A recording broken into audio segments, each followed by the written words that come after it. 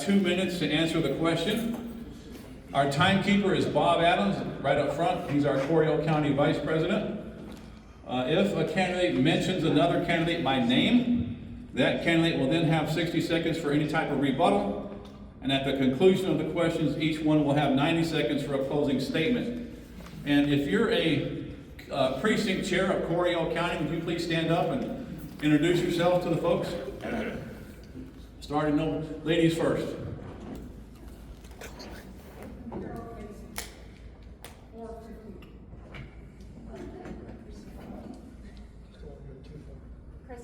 Precinct 205. Coryell 101. Lee Kelly, 414.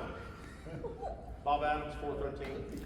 Teresa Mitchell, Precinct 412. James Pierce, Precinct 104.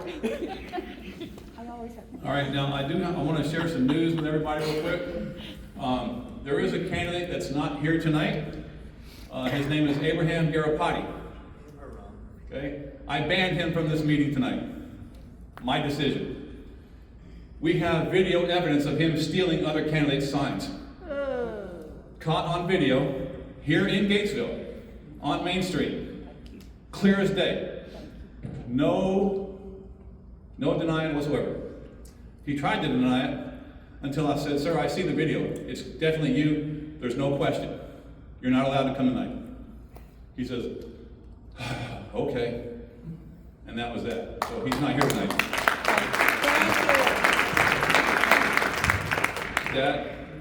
And I will tell you that the folks who brought that to my attention could very easily, they're not going to from what I've been told, but they could very easily file charges on that man for doing something like that. That is not the way a Republican candidate handles themselves, folks, in my opinion. Okay, so that's why he's not here tonight, and I want you to know that. We do have one candidate representative with us tonight that was not here this past Saturday, and that is Evelyn from John Carter's office. She is not a candidate, so she's not going to get to sit on the stage and answer questions, but out of respect for the multiple years that Mr. Carter has served our county, I'm going to allow her a 3-minute opening statement, and then she'll be dismissed. Okay? Evelyn, you get to come on up and say your 3 minutes.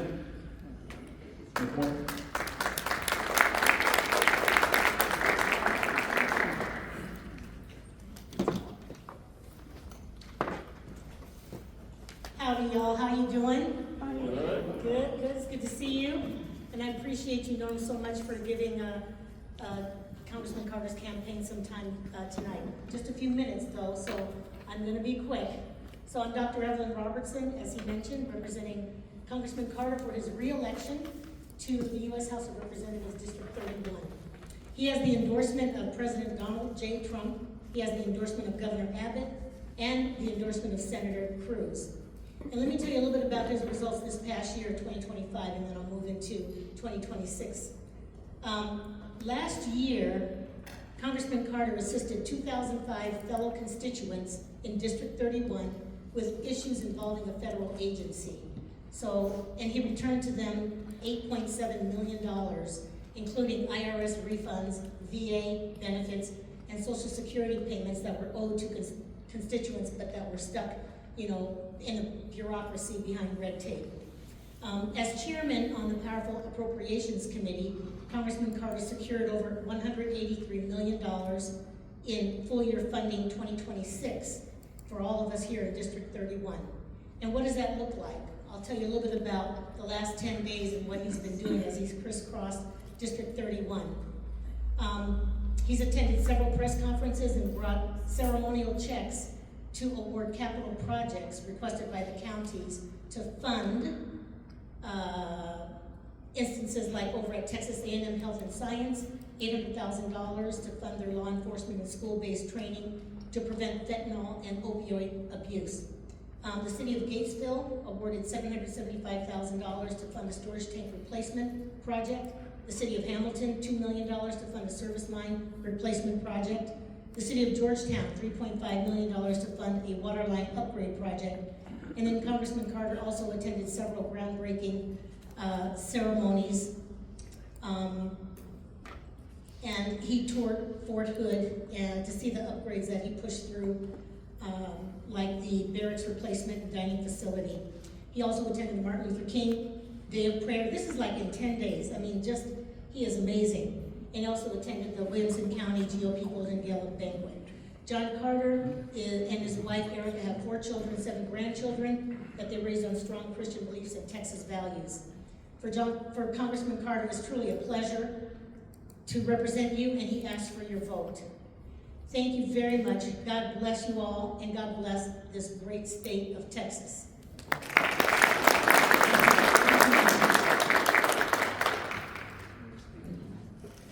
Thank you, Evelyn. All right, gentlemen, let's get to it. So y'all can go in whatever order you want.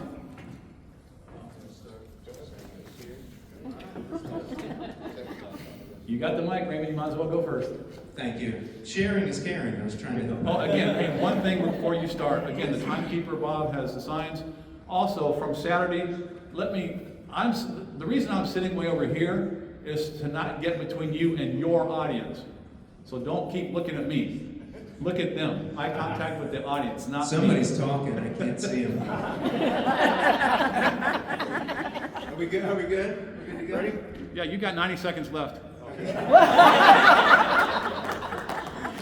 Good evening, folks. My name's Raymond Hamden, and as y'all know, I'm running for the 31st District seat in the United States House of Representatives. If I got to see you Saturday, it's good to see you again. I was very tired Saturday, so I'm awake. I'm probably seem like a different person. Thank God for the Sabbath.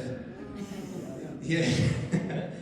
I grew up in the Killeen Harbor Heights area. I grew up in the district, boots on the ground. Moved home after college, planted roots. My son's here with me. He's 17. He's with me full time, thankfully, and has been for I don't know how many years. I stopped telling people I was a single mother because of where we are in 2026. You can't say that and joke around anymore.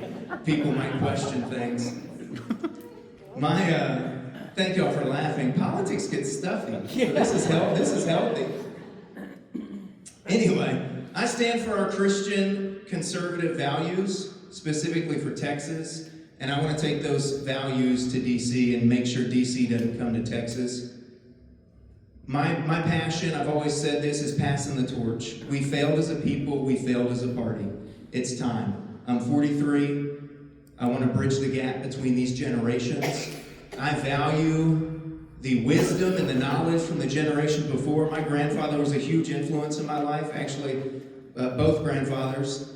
So I value that, and it's important to pass it down from generations. There are a lot of issues facing our nation. We know that, whether it be border security, the Islamic takeover, our water issues. We have a lot going on. We need somebody who can be your voice in DC, somebody who knows our everyday struggles and the issues that we face. I'd love to earn your trust and gain your vote, and I look forward to meeting y'all here, I guess, whenever this ends. Once again, Raymond Hamden, running for the 31st District seat in the U.S. House. Thank you.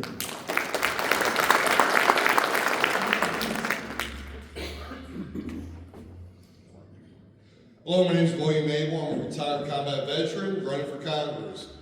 So there's a lot of issues we got to talk about tonight. Hopefully we can get in touch on them all, but if not, I'm going to bring up a couple right now. One is the healthcare in this country. We don't have doctors anymore. What we have are pharmaceutical reps. When I got out of the Army, I had issues with my knees, my back, my shoulders, my hips, my ankles. You name it, I probably had issues with them. The VA wanted to give me 20 different pills. And when I asked them, hey, what's causing all the pain in my back? They said, we don't know. Just take the pills. So that's not the way I remember the medical system working in the past. But then when you look at the pharmaceutical companies, how they go ahead and have no liability, and how they go ahead and fund a lot of these medical schools, and then they go ahead and they pay, $16 million a year in the campaigns of people running for Congress. That kind of explains a lot of what we know. Also, the vaccine makers. So the mandates with the COVID-19 vaccines, that was ridiculous. That almost killed my wife. I know a lot of people have suffered long-term injuries due to those vaccines, but nobody wants to talk about it. Well, I'm someone who wants to talk about it. I think we need to ban those shots. But we also need to look at our energy grid. So we have everyone pushing the solar farms and the windmills. Those things are probably the worst energy sources we have. We have coal, which provides 50%. Well, let me go with solar first. Solar does about 20%. Windmills do about 30% energy, while coal does 50. Natural gas does about 60. You have geothermal, which does about 75, and then you have nuclear, which has about 9% usable energy. We also need to do something about the lack of water in the area. That's something that's big in Texas because we all deal with it. But I'm running out of time, so my name's William Abel. Just remember, I'm ready, willing, and able to make the changes needed, and with your help, we'll be able to make those changes. Thank you. Good evening, my name is Elvis Losa. I'm actually feeling a little under the weather, to be honest. So if I don't stop and speak to you guys later, it's because I'm afraid I might be getting something. But it's good to see you guys. Again, my name is Elvis Losa. I'm running for Texas 31st Congressional District. I'm an Army combat veteran. I deployed to Iraq and Afghanistan. I've worked for Senator Ted Cruz in constituent services, serving Texans. Most recently, I'm the policy coordinator for the Speaker of the Texas House of Representatives. The reason I got into this race is because when I got in, no one was speaking about the issues I was really concerned about, the things I see at the House, which is our infrastructure, the housing, the water, we have data centers coming in, and our infrastructure is already maxed out. We just had a winter storm, and we were praying nothing would happen to the grid. So those are the things I'm concerned about. I'm not really big on rhetoric. I am a Christian conservative value. I have strong Republican values, but I'm really concerned about actual issues, and we need someone that actually can help us and who can shape and influence policy that's going to protect and benefit our district. So I appreciate your time. Thank you for coming out. I hope you turn your vote out tonight. Good evening, and thank you for coming out. My name is Ed Ewald, and for the past 20 plus years, my life mission statement is, I am a Christ follower, empowered by God, and compelled by His love to do life in a passionate pursuit of becoming like Jesus. That being said, how I strive for that is every day to live pure, speak truth, right wrong, and follow the King. I'm a widower. I was married to Janie for 46 years. A beautiful woman that lost her 7th battle to cancer 2.5 years ago. We're blessed to have a blended family with 3 children, 7 grandchildren, and 6 great-grandchildren. I was a factory rep for TWC Architectural Moldings out of San Antonio. My territory was from Waco to San Marcos, Bryan College Station to Llano. So I've been calling on and interacting with the folks from Texas 31 for over 21 years. The platform that I stand on is term limits and transparency. I vow before God and Texas 31 that I will represent you for 2 terms of 2 years. As far as transparency goes, you will know what goes on in Texas 31, not just at election time.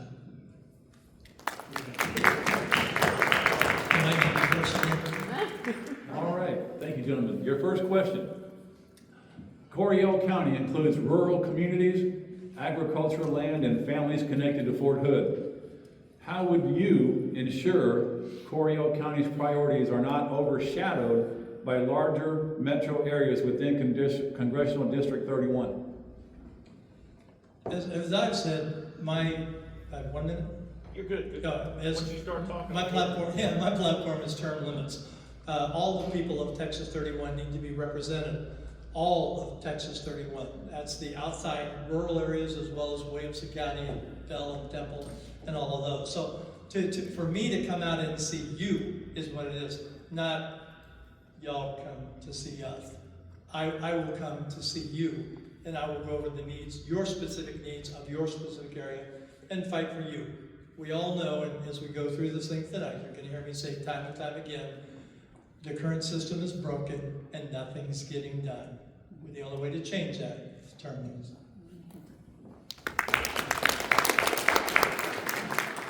I think there's two ways we can make sure that our communities are being represented in DC. The first one is my commitment is to be in a county each month. So 1 month I will be here, the next month I'll be in Williamson County, and we're dialoguing. I'm explaining to you what's happening in DC. I'm listening to what your concerns are, and there's a lot of inside baseball that happens in DC, and you need someone who's able to kind of break down the issues of policy and can explain why things are happening the way they are. The second part of this is that I have a very diverse background. I was born in New York City. My wife and I bought our first house in Copper Cove 20 years ago. I've been part of this community for a long time. But having different perspectives and having that experiences in different places is how I can represent the different dynamics of our community. Being served in the military, I know what it's like when you're trying to leave the Army and the realities of that transition. You may love a veteran as much as you can, but you will never quite understand unless you've been through it yourself. I'm raising a family in the community. I've owned a business in the community. I've seen the whole state with my time at the State House. So I think that background is what's going to help me benefit District 31.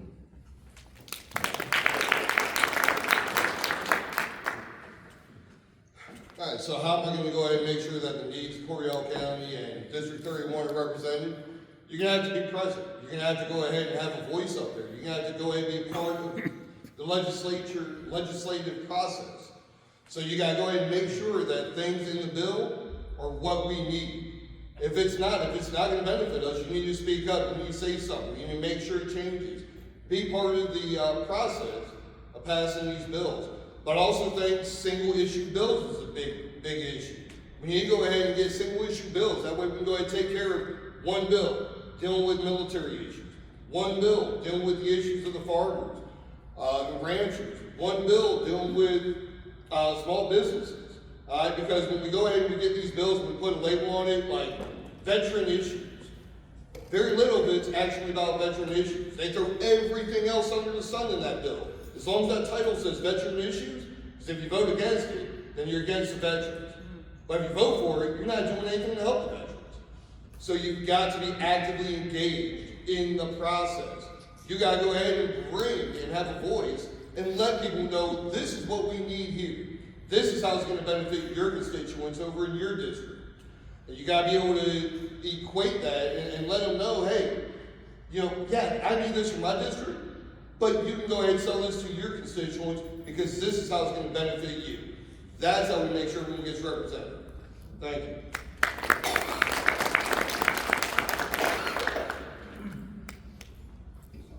Will you repeat the question? Sorry. Coryell County includes rural communities, agricultural land, and families connected to Fort Hood. How would you ensure Coryell County's priorities are not overshadowed by the larger metro areas within District 31? Thanks, Norm. He keeps stealing my time. Ideally, talk less and listen more. Open lines of communication work wonders. Communication's key. There are going to be times that certain areas have needs, and those are going to overshadow somebody else's wants. So as a community, or as communities within District 31, we have to openly communicate that it's not against you or it's not against another community, but our neighbors need help, and we're great at helping our neighbors in Texas. That's not a secret. We've seen it over and over again through natural disasters. So that's it. We've got such a unique community. We need somebody who is genuinely embedded in the community, and I'm blessed to say that I am, through whether it be my professional life or my personal life.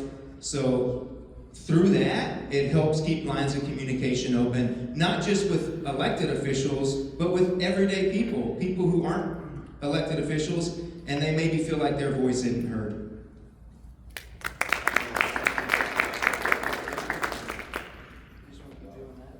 All right, next question, gentlemen. Federal decisions often affect Coryell County indirectly through mandates or funding conditions. How would you work to ensure federal policies support local decision-making rather than creating unfunded mandates for Coryell County or any county within your district? It starts by voting for our district. Oftentimes we get people who are voting for their pocketbook. That's what we elect. We as society have normalized politicians not working for us, we're working for them, and that's completely backwards. So we have to stop. And I know one of my counterparts here had mentioned single issue bills. That's massive. It's definitely a need. There are a lot of heads shaking in the audience, and we all feel that same way. When you have a plethora of information, or different genres, if you will, in one bill. It's really hard to disseminate where you're going and what you need to do.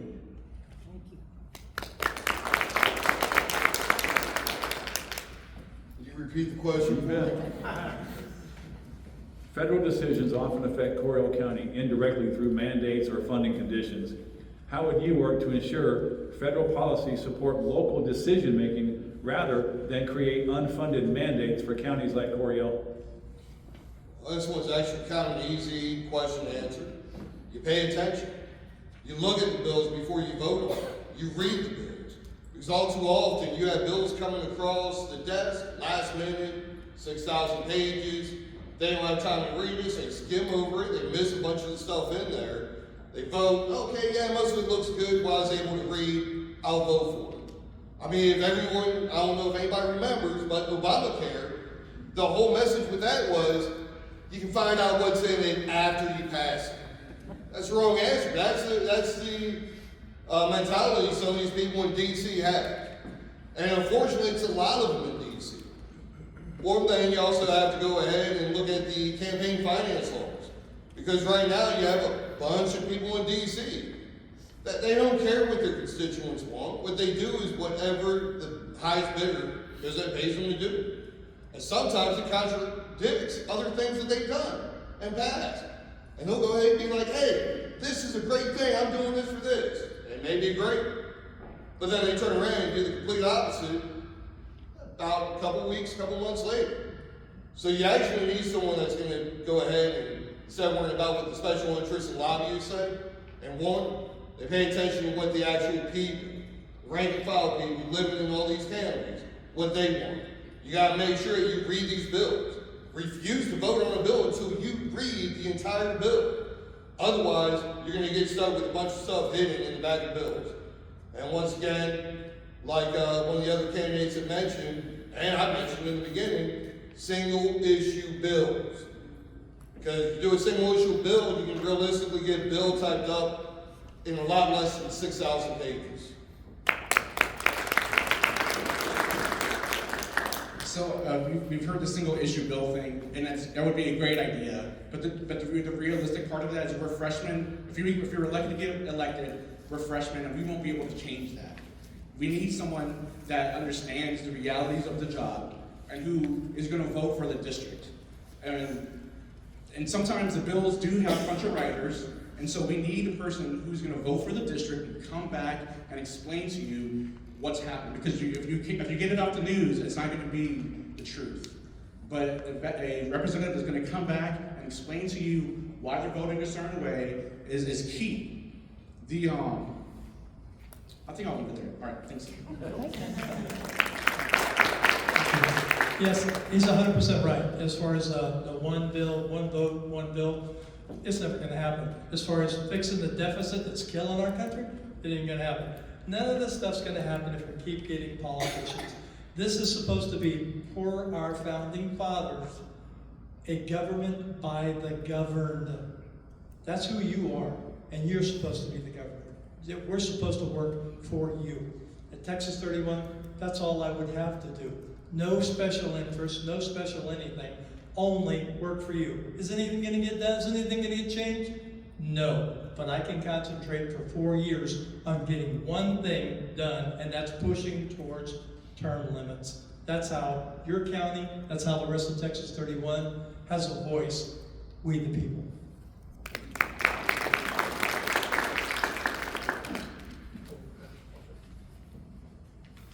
Okay. All right, next question. Many Coryell County residents rely on federal programs that are tied to veteran services, rural health care, and infrastructure. How would you evaluate proposed legislation to make sure these programs remain effective and fiscally responsible? Well, that's the funny thing. We always hear about, everyone in Congress, they say, we have the power of the purse, we have the power of oversight. However, very rarely were either one of them used. So you actually have to go out there and do what you go in and preach. Practice what you preach. So I got to tell everyone, actions speak louder than words. Because everyone up here can go ahead and promise you the world, just like every other person who's ever been elected. He's promised everybody the world. You know, take what we say with a grain of salt. Don't believe anything anyone says. When someone gets elected, you gotta hold them accountable with their actions. And that's what I'll do. I read these bills. And that's how I know, you know, when everyone talks about you can't do this, you can't do that. Well, guess what? During the American Revolution, nobody thought a bunch of just ordinary bums off the street could go ahead and defeat the British Army. But here we are in the United States of America, not the United States of Britain. So yes, things are possible, but you have to put the hard work in. And that's what you're trying to find. You're trying to find someone with work ethic and someone who's truly committed to going ahead and doing this job. Because it's not an easy job. I'm sure everyone up here can tell you that. I'm sure Evelyn can tell you that. It's a hard job. And my God, believe me, you cannot please everybody. But if you do your job and you read the bills, if you go ahead and you fight for what we actually need, and go ahead and cut out the bloat in some of these programs, then we can actually go ahead and reduce the amount they cost, make them more efficient, and go ahead and have oversight to make sure that the waste, fraud, and abuse goes ahead and gets cut out. Because we don't see that right now. We see way too much waste, fraud, and abuse, and they just go ahead and let it slide. So, thank you. A couple of sessions ago, I worked for a freshman legislator at the Texas House of Representatives, and his first committee assignment was appropriations. So I have experience in looking at the state agencies and how to look at their balance sheets and how to reduce their full-time employees, how to shape their programs to be more effective. I feel like that experience I will bring with me to DC. I think that when in the Speaker's office, I work in their Appropriations Committee as well in State Affairs, and a lot of that is looking at the details. I know it's easy to speak big plans, but we need someone who can actually sit down and look line by line, who understands how these programs actually work. When these state agencies come to the office, they're crying, they're begging for more money. They need money for this building. We can't serve our Texans if we don't have the money. Like, you have to look at the data. You have to look at the words. The details matter, and having someone that has that experience is important.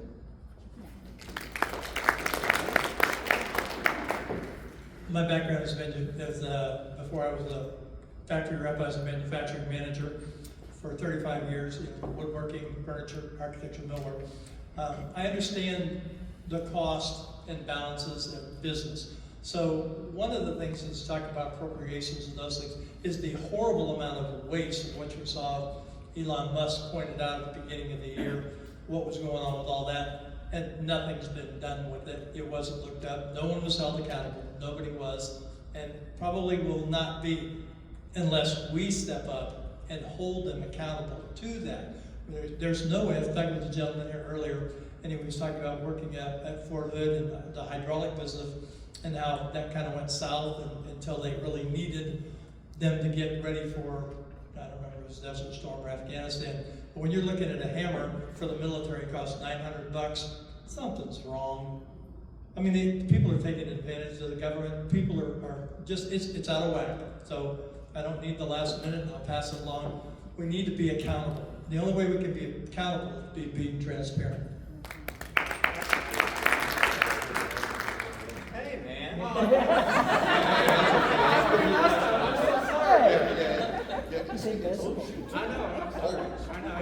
I get an extra minute now. I don't think we can have government and fiscally responsible in the same sentence. It is. Government has Congress hasn't passed a budget since the year 2000. We have some Y2K survivors in here, right? Yeah, y'all remember that? Okay, I said that somewhere else, and then what is this guy talking about? Folks, I'm a small business owner. I know what it's like to balance a budget, to operate within a budget, to live within a budget. I know what it's like to sacrifice taking a paycheck so my employees and the bills can get paid. But we as Texans know that you don't throw money at your problems. You roll up your sleeves and you get to work. And for far too often, our hard-earned tax dollars, which are stolen, get spent however the government sees fit. And not only that, then the rest goes on the credit card. Probably a Chinese credit card. But either way, my vow to you, again, I said it earlier, is to vote our district, to make sure we're operating within a budget. And I'm okay having to answer to y'all if I vote no on something that we need because it's going to hurt us in the long run. I said we've normalized how we work for politicians, but we've also normalized how we enjoy something for 6 months and we're not looking 6 decades into the future. We have to stop. We have to start looking out for our kids and our grandkids and our great-grandchildren. It's time.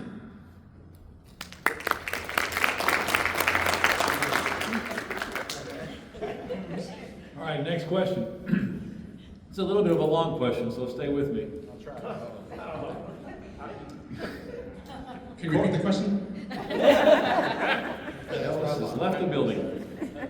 Coryell County employers and service providers have expressed concern about the ripple effects of recent ICE enforcement actions, including workforce disruptions, community uncertainty. How would you work to ensure immigration enforcement is carried out in a clear, lawful, and predictable way that would minimize unintended impacts on communities like Coryell County?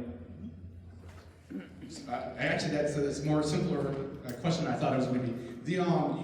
So there's a belief that you can't be pro-legal immigration and pro-law enforcement. I don't believe that. I believe that this country does need pro-legal immigration. America First stance means we get to choose who comes in. The H-1B1 system was abused. We could stop that. We've caused that, and good. We can decide now who comes in.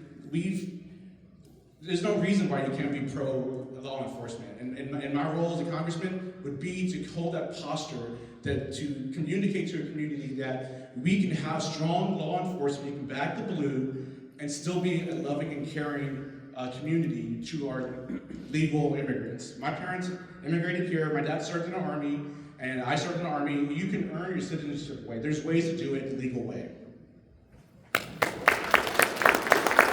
Thank you. Well, civility, and that's the biggest problem, and we can do it with ICE. We can talk at they're not being civil to the people they're dealing with, as well as the protesters not being civil with the authorities. I'm a little bit older than these guys. I kind of grew up in the 60s. We were protesters. But there's a difference between protesting and violence. For me to smack you because you don't agree with me, that's wrong. Civility is what we need. For this side of the aisle to hate that side of the aisle, no matter what the thing is talking about, it could be the best thing in the world for this country, and they would never agree on it. Again, turnover in the legislation as representatives, we need to turn them back to representing us instead of representing themselves. Thanks for looking out. Folks, legal is legal and illegal is illegal. If I'm driving 20 miles over the speed limit and I get pulled over, whose fault is it? It's mine. Yeah. If I'm going 2 miles per hour over the speed limit and I get pulled over, it's still my fault. Does that officer have to do that to give me a ticket? No. But at the end of the day, legal is legal and illegal is illegal. And we're finding people who have work visas who have expired.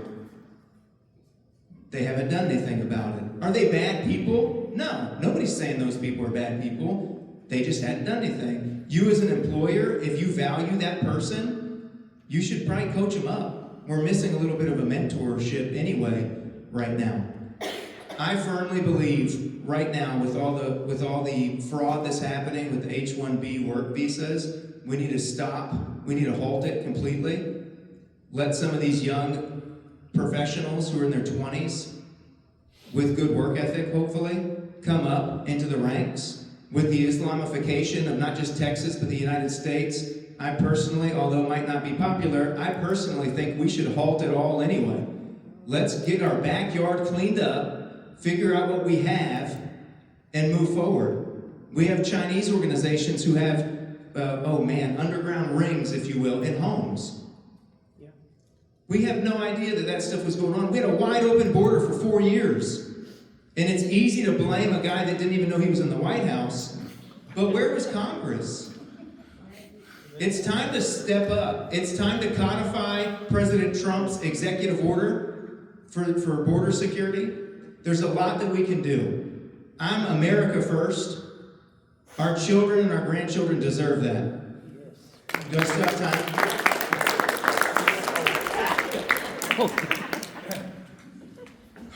Norm? All right, I don't need your question repeated. Okay, so it's very simple.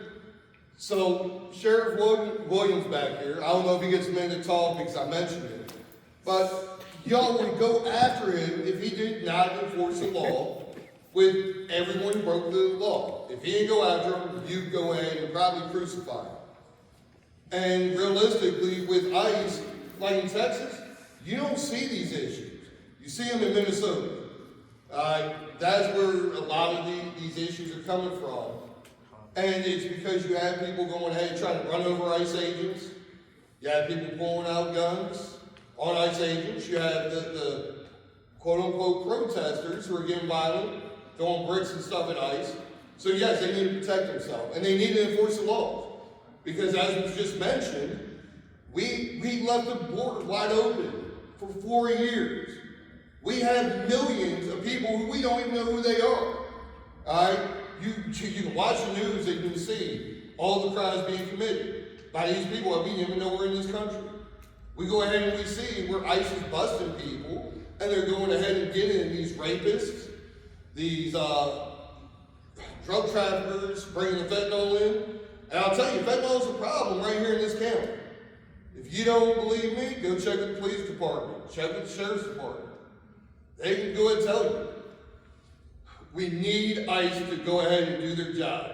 And we need people to go ahead and allow them to do their job. And I'm sorry, but if you're a small business owner and you're hiring illegals, well, you're going to have to deal with the consequences of that. All right? Because there's a lot of Americans here that are looking for work and can't find it.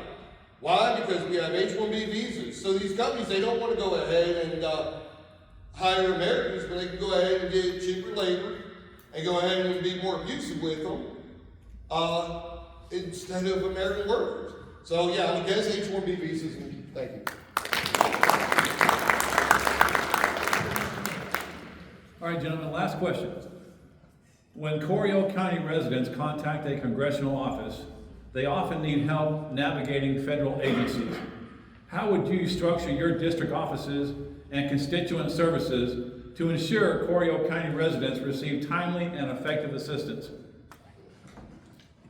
Well, for 22 years, John Carter has had 3 offices, one in Belton, one in Williamson County, and one in Washington, D.C.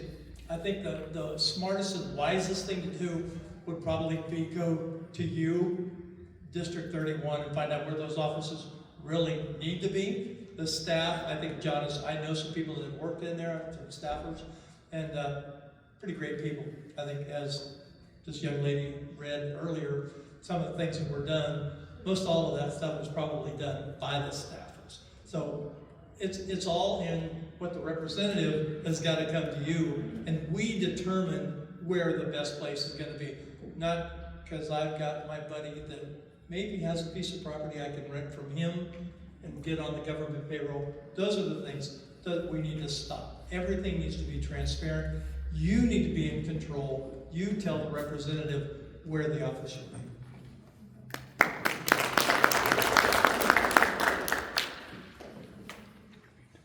Building a good staff is very important. Being able to have set expectations. So expectations are critical, not just y'all setting expectations for one of us. It'll be me.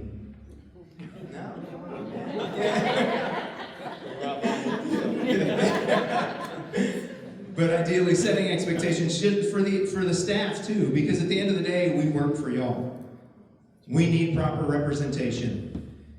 We have, at our fingertips, with phones, we have email, we have contact numbers. A lot of y'all have my cell phone already. So ideally, the other part is finding somebody who, again, has been boots on the ground, is genuinely embedded in our community, who is connected to people. Not just of the, like, I grew up in Bell County, but I have friends that I've known since middle school, probably elementary school, who now live in Coryell County. So the network is broad. Okay, I'll give up my time. I'm just kidding. Oh, he said I have an extra minute. But no, for real, we have to have a solid staff. And y'all have to, again, set expectations for us. Here's what we expect, and communicate that if something slips through the cracks, which I don't anticipate it. We have people who are here that want to work for y'all because they're tired of their voice not being heard as well.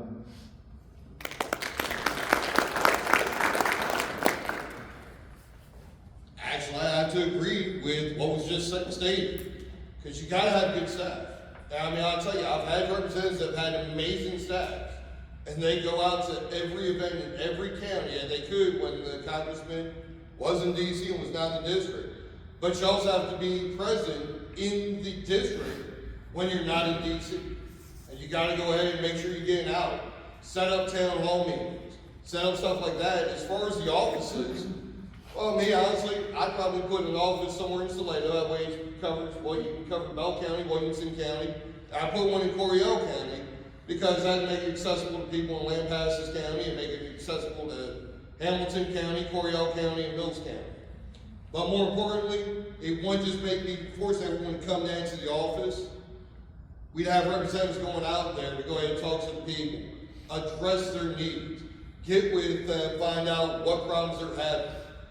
And that's something that I can admit, I've had some representatives in Congress that have been amazing with that in the past. And realistically, that's what we need.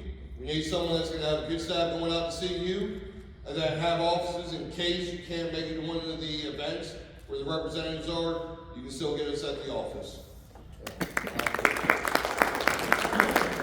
I'm going to go again. It is right back. So I've worked constituent services. I worked for Senator Ted Cruz in his constituent services office, a statewide district. So I know the realities of that part as well. My promise, or what I would implement, is that make sure each constituent receives a response in quick time. So if you send a response, it should only take a day or two to get a response back, letting their constituent know that we see your issue, it's been sent up to the federal agency to be looked at. Now, the federal agencies are actually the ones that take longer, sometimes up to 30 days. And so the second part of that is that our office would reach back out and let our constituent know, hey, because the agency has received your case, and now we're waiting on them. And every 30 days, or however long it is, there'll be a touch from my office to you, letting you know that it is being handled. Because that's the frustrating part of any process, is you send something up and you don't know that what's happened to it. You send it up. And so in other cases, a lot of times in Senator Cruz's office, we would get feedback about other offices, because they would send something away to another congressional office, and we wouldn't know if they were working on it or if they weren't working on it. So I feel that the communication is key. I think, and since my time from Senator Cruz's office, I've worked in other legislators' offices. I've done the hiring. I know what a good hire is. I know what to look for. I'm very empathetic. I care about people, and so I know what that looks like. So in each role in government, it's not the same person. The same government policy person wouldn't do a good job in constituent services. And I've done those hires. I know what that looks like. All right, thank you, gentlemen. You each now have 90 seconds for a closing statement. Everybody wants to go last, right? Yeah, so, what can I say? This is the Declaration of Independence and the Constitution. The Constitution, the first Constitution, says that a representative was elected for 2 years, senator for 6. They've turned it into a lifelong career that is not representing you. Had it done that, it probably would have had some validity. It doesn't.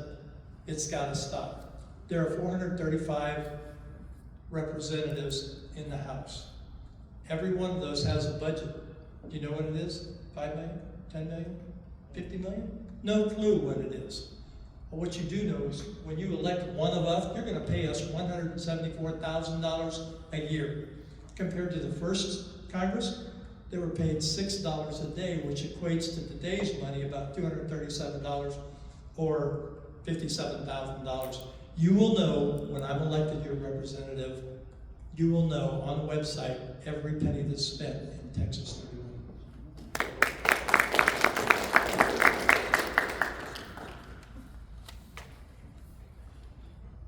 Folks, it's vital we get the correct candidate.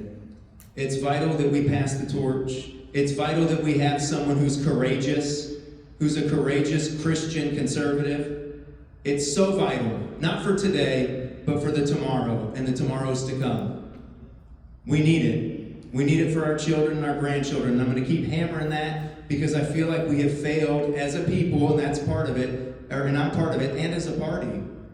Term limits would be beautiful, but it has to be universal. We cannot term limit ourselves as a district while socialist states like California and New York have seniority. They're not operating within a budget anyway. We have to have somebody who's realistic and says, I want the same things you all do. How do we get there? We have to also be realistic that all of us are not going to win together. It's just not realistic. We as a community have to come together and figure out who has the best shot to represent us. Who has the best shot to carry that torch? Again, I'd love to earn your trust and gain your vote. This is not, I'm not doing this for me. This is not a me, this is a we. I had no intention of getting into politics. I've made it in the private sector, and we need people who have made it in the private sector to go represent us, not just for us, but for our tax dollars that are being frivolously spent. Once again, my name is Raymond Hamden, and I'm running for the 31st District seat in the United States House of Representatives. Everybody votes Raymond. Once again, my name is William A. And as I was talking about before, there's a lot of issues. We got a lot of wasteful spending in the government. And one thing that, they love in Congress is putting together these omnibus bills. Instead of passing the 12 appropriation bills and going and passing them one by one. No, they like throwing them all in one giant bill. And that bill can be up to 6,000 pages long. And then what they do is on page 4,362, they'll go ahead and they'll hide a bunch of fluff. Or they'll put earmarks in. Some of these earmarks that have been voted on and passed in the past have been $3.6 million for Michelle Obama hiking trail in Georgia, $3 million for an LGBTQ museum in New York City, $2 million for Great Blacks and Wax in Baltimore City. Now, I don't know about you, but I don't plan on visiting any of them. Honestly, I don't want to visit any other state. But yet, my tax dollars, your tax dollars, are being used to fund these. We actually spent $15 billion on that, while we only spent $14.7 billion, or it might have been $14.8 billion, on border security. So we're spending more money on these pet projects than we are our actual national security. That's a major problem. But nobody wants to bring it up, and they hide it in the back of the bills so that people don't see it. Well, it's been exposed, and it needs to stop. So once again, name's William Abel. I'm the only one up here who's ready, willing, and able. Remember, where there's a will, there's a way. And together we can make things happen.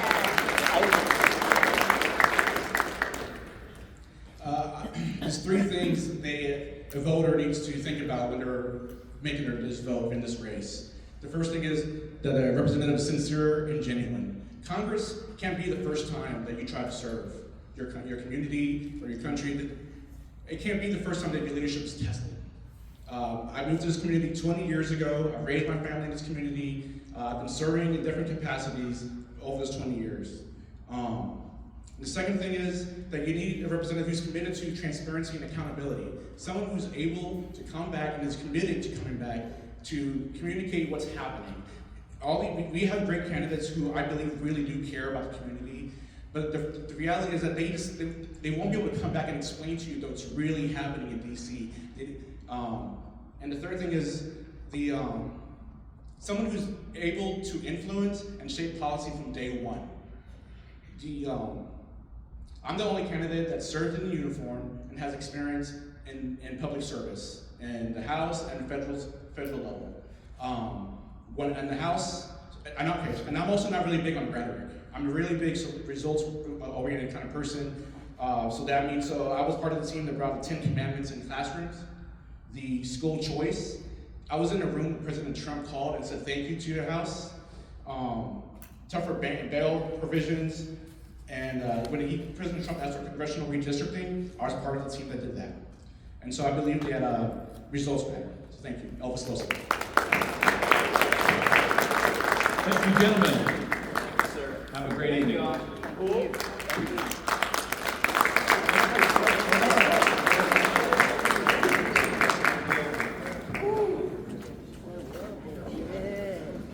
Is Becky Moore or Lisa Roebuck in attendance tonight? Okay, our next group of candidates then will be Coryell County's Justice of the Peace, Precinct 2.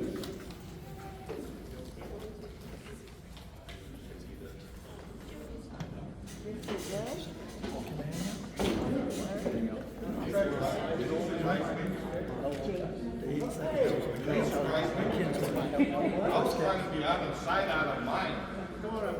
Oh, mercy.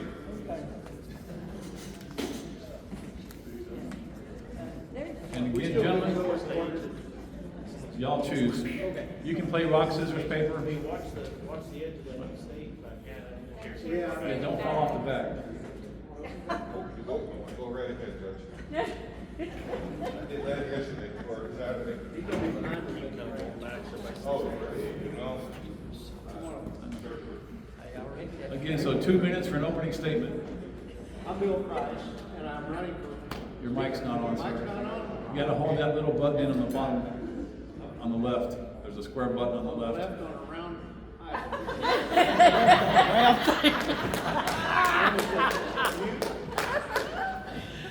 Is it on now? Yes. Okay. Technology's not my thing, brother. I'm Bill Price. I'm running for re-election as Justice of the Peace, Precinct 2. And 31 years ago, I made a contract. And you can read my contract if you wish. You just open the Old Testament book of Micah, chapter 6, verse 8. And what does the Lord require? Do justice, love mercy, and walk humbly with your God. And that's been my mantra. Do justice. I want to see to it that every time a person walks out of the courtroom, they feel like they've been treated fairly. If they didn't win, even if they didn't win, somebody listened to them and explained to them why they couldn't win. Want everybody, the justice courts are the people's courts. And everybody should meet with equal footing in the people's court. So that means, doesn't matter how many lawyers this guy has behind him. Doesn't matter if you have a lawyer. You meet on equal ground. Love mercy. I found from my training as a teacher, and by the way, I've never had the courage to actually go into that profession. But I was trained as a teacher, and we learned the Mary Poppins theory of jurisprudence, and that is, just a spoonful of sugar makes the medicine go down.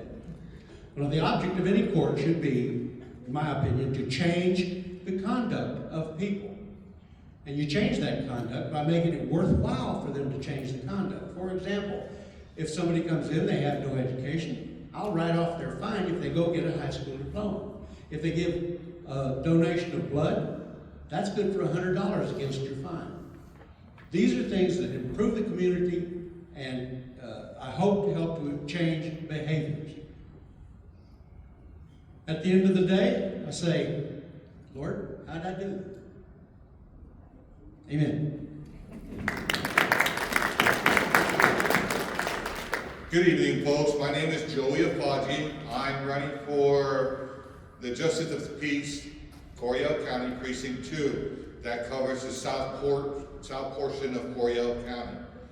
My experience has been in the legal field since 1988, working in paralegal for both criminal,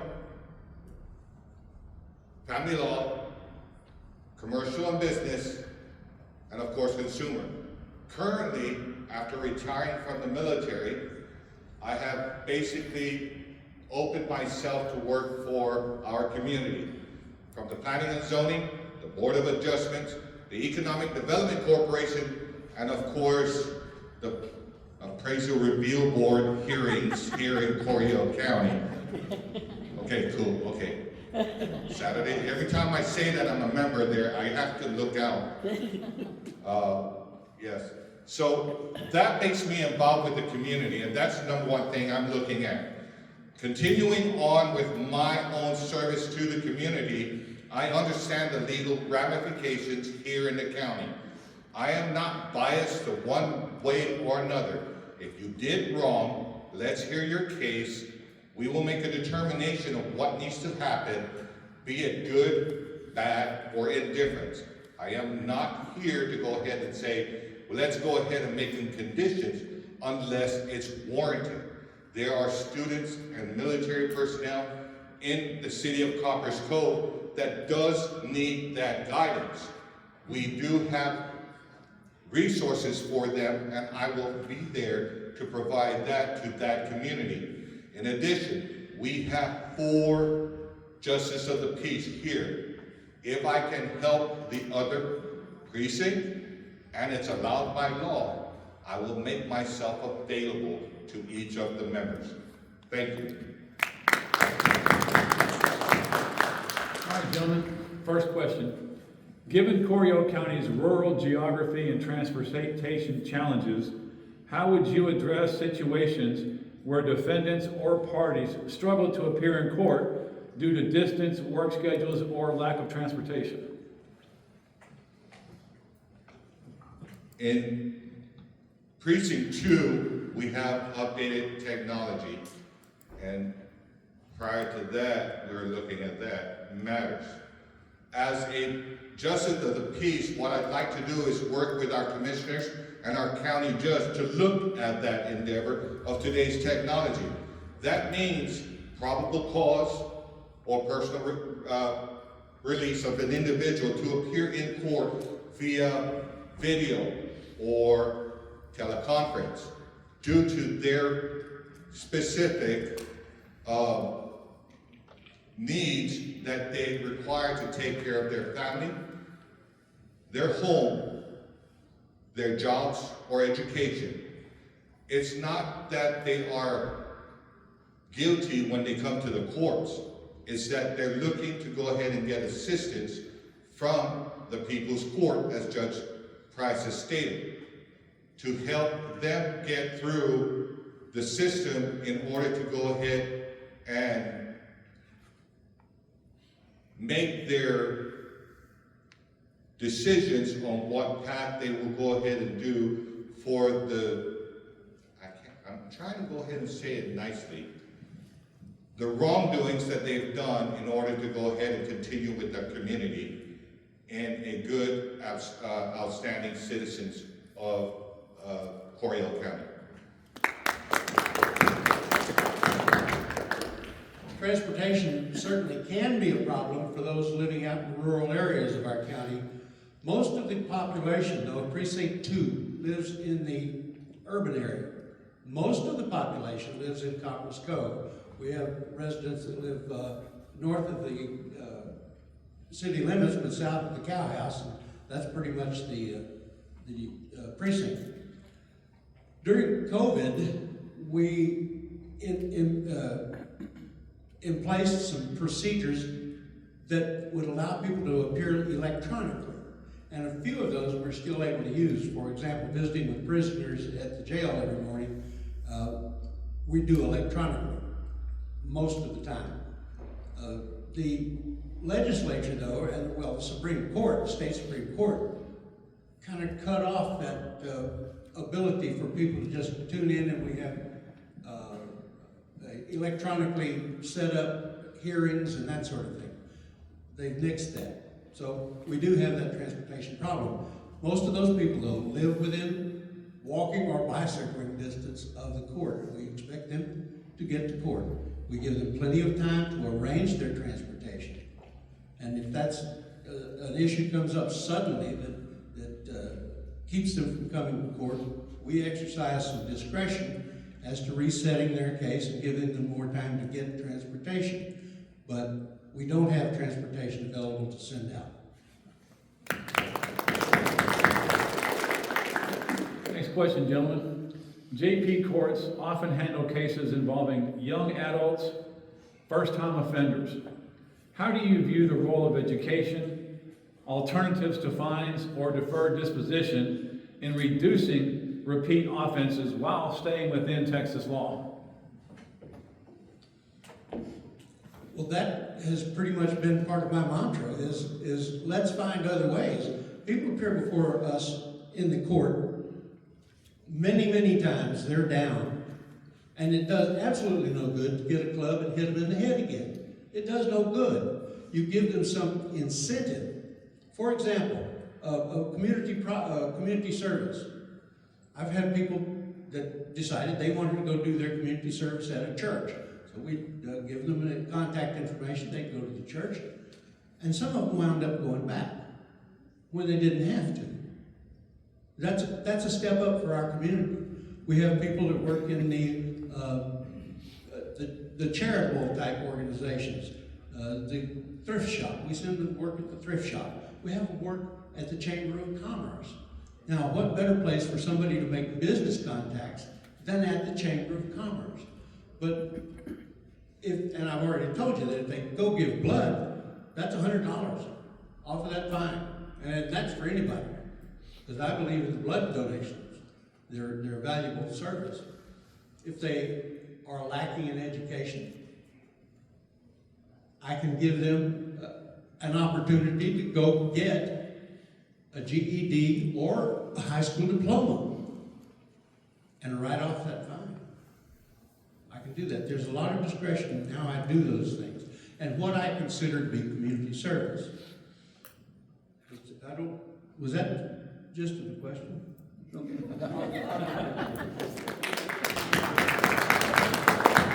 In addition to what Judge Price has basically mentioned, we do have nonprofit organizations, not besides our churches and our chambers and whatnot. The Rotary Club, the Lions Club and whatnot, providing these individuals to go out there and experience the good citizens of our community and helping those entities and organizations with their events. Make sure to have mentorship behind them for these young adults. Education-wise, we are close to Central Texas College, where they can go ahead and get their continuing education or their general education. We do have a few high schools there that the students are able to go ahead and attend per the curricula. With that nature, if they're beyond a certain limit of the age that our Texas law has stated, again, we fall back to the Central Texas College. Yes, there are many things that our young adults are looking at to go ahead and step up and say, hey, I am better than you. But we need to go ahead as a justice of the peace. I'm basically saying, yeah, okay, but here's what you did wrong. What do we need to do to help get you better and on the right track?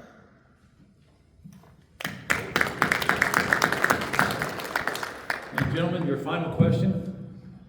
Public confidence in the judicial system depends on consistency. How will you ensure that similar cases in your court are handled consistently over time, regardless of the individuals involved?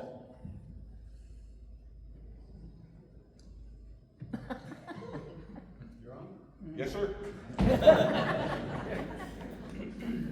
Consistency, transparency, equality for each individual person. Not every case are the same. Each individual has done something wrong to basically place them in that position.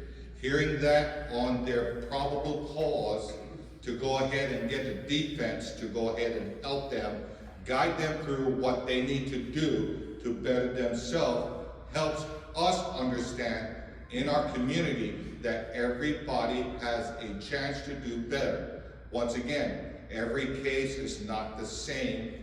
Each individual has their own reasons behind what they did wrong. I'm there to go ahead and hear it out, help them, mentor them, and provide that assistance that our community and our state can provide each individual citizen. Sure. Public confidence in the judicial system depends on consistency. How will you ensure that similar cases in your court are handled consistently over time, regardless of the individuals involved? Generally, this kind of situation comes up, and if I'm hearing you right, in the civil matters that we hear. For example, evictions, lawsuits between individuals, that sort of thing, or debt collection bills. Those events are what that's when we really invoke the people's court theory. We have rules in effect so that a room full of lawyers cannot abuse a simple citizen who wants to present his case. We block that, and when a law firm tries that stuff, they get it right back in their face.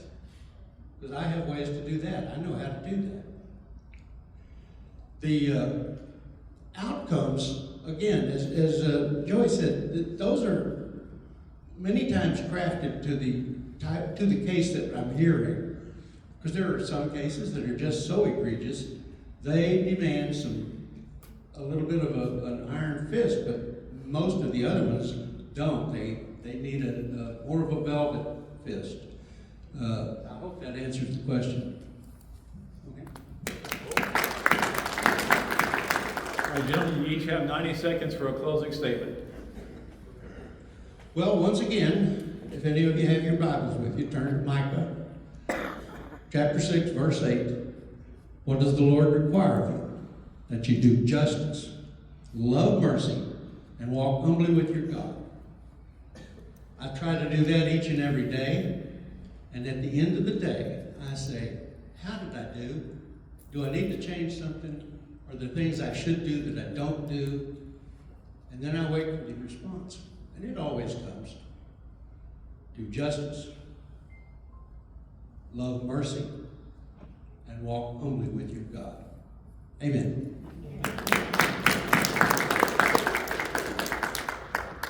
Yeah, as an elected one, hope and prayers comes in our way. Each and every day we look at one another, wake up to see what we can do better. As a justice of the peace, I do that same matter. I still volunteer. I still go to services. I still help the community. And I'm about ready to fall off the stage and dance. Most importantly, I'm out. Sir? I'm too old to catch. I'm cross-eyed, so I can't see down. I only see left and right. Most importantly for myself, I won't stop doing that. Unfortunately, there are positions that I am in now that I would have to step down, but I look to the community to go ahead and step in. There are services out there in the community. Even though I am there at the office, I would make myself available after hours to go ahead and continue working with the community. Once again, I am looking forward to go ahead and serve the county of the city of Copperscove and the county of Coryell to make sure that our matters are taken care of, and we are teaching our young ones what they need to do to continue growing if they have cases that come up. Thank you, gentlemen. All right, our next group of candidates will be for Coryell County Judge. Y'all need help getting down? Yes, sir.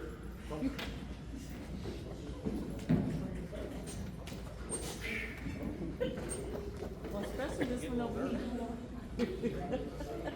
Norm.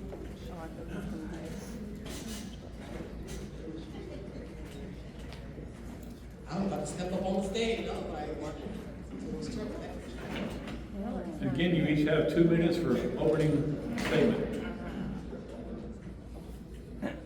Hello, good evening. My name's Rob Irwin, lifelong member of Coryell County, 67 years old. I said 68. On your podcast, you get that old, it's hard to keep up with. I've been a previous business owner. I talked a lot at the last meeting about my volunteer with the fire department, my professional fire department. I'm going to go a little further. I served 2 terms on the school board. Budget oversight was my strength. I'm a numbers guy. You either are or you aren't. You can't reprogram yourself to do something else. That's the first thing that I look at are the numbers. Been married to a beautiful wife for, in 1 week it'll be 48 years.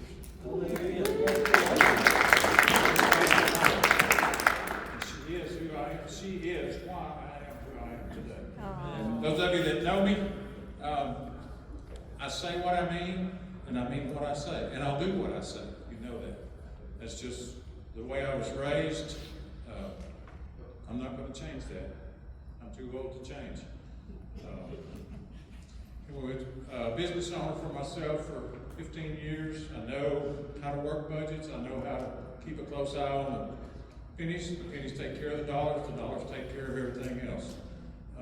I'd be honored to have your vote as Coryell County Judge. I would encourage you to contact some of these folks that are in charge around the county that work with the office. Ask them what's going on, where the problems are.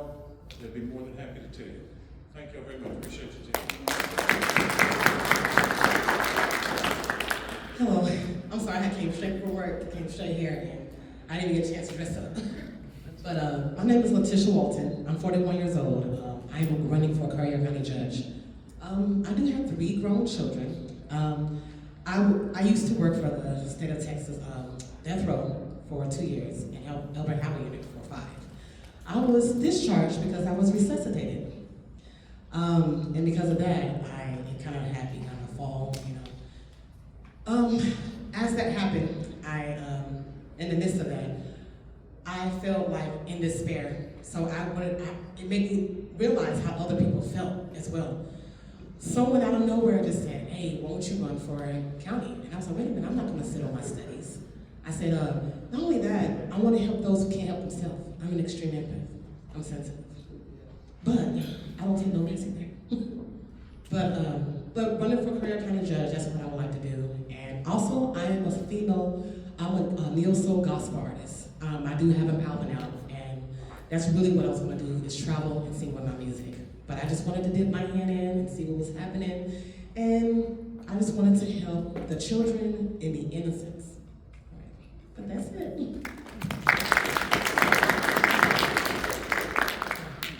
First question. The county judge serves as the public face of Coryell County. How would you represent the county when working with state officials, regional partners, and neighboring counties to advocate for the interests of Coryell County? I think the first thing would be, and I'll be the first one to tell you, I got a lot to learn. Any of you have been to any of these things where I've been speaking in front of people? I'm not very good at that, but I'm getting better. Advocating for Gatesville, we need a plan. We need long-term planning with our infrastructure, as far as getting the infrastructure in place to attract businesses, more homes, subdivisions, things like that, include our water distribution.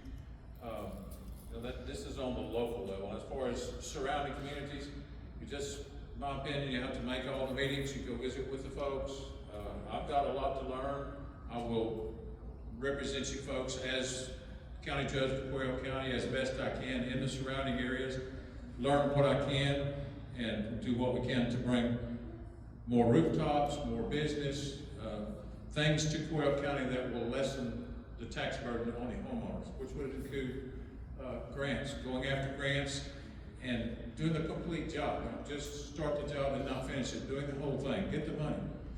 That's the 3 rules of business. Get the money, get the money, get the money. It just is. So that's my plan.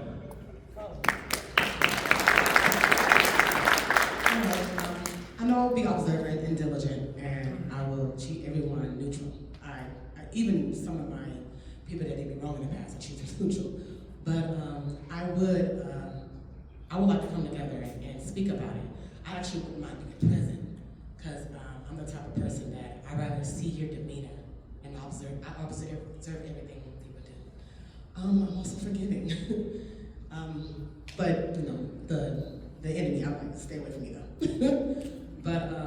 But basically the roads, anything that's going on, I know they have the jails, that's already set in place.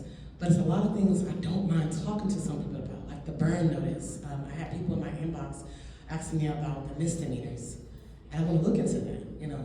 But other than that, I just like to, even if it's just face to face, I love to be greeted and shake your hand. Some people say I look mean, but don't let that fool you. Measure little puppy.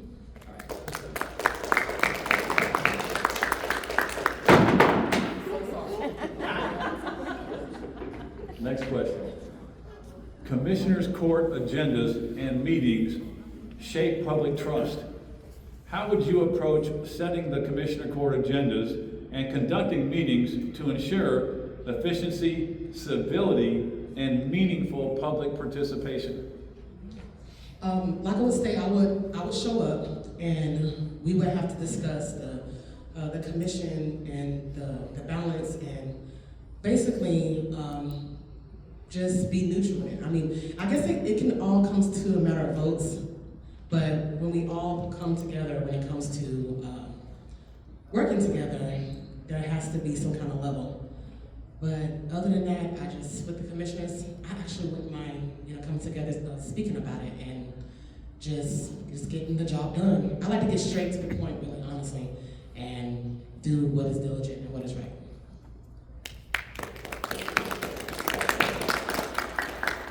I think my number one objective would be for the public to regain the trust in the local government. I think somewhere along the way that's been lost. I know you guys that are involved in the county government, you're doing the best you can. You're getting fire from every direction, and I think you're handling it very well. We have to get the public's faith back in our local community government. Transparency, hey, it's real simple. Audio and video cameras in the Commissioner's Court, live streamed, archived on the county website, and that takes the guesswork out of it. You don't have to, it's not a he said, she said, because you saw who said what. You can tell a lot by facial expressions, the way that people conduct themselves, the way they treat others with respect. I will be firm, fair, and consistent, and I don't know a representative, I don't know what more you could ask of them. Treat everybody the same, treat everybody the way you want to be treated. I think a lot of our problems will take care of themselves.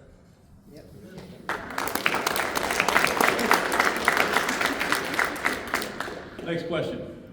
Coryell County must plan for the future while managing today's challenges. How would you approach long-term planning for population changes, land use pressures, and infrastructure needs without overextending county resources? Well, several things. We do have to work on our infrastructure. We need our water. I'm not going to say it's outdated, but it's old. I think the city has already began funding possibility for portions of our water distribution system. A lot of the rural communities around here get water from Gatesville. We would have to coordinate with the local water departments through the city of Gatesville, through the surrounding communities, their water departments, but not only water, but the power. I know that Texas and Mexico has rebuilt the power substation at Coryell City Road. You know, that to me looks like it's going to be adequate for a long time. There's a lot of room for expansion there, but we just have to take care of what we have before we worry about expanding, in my opinion.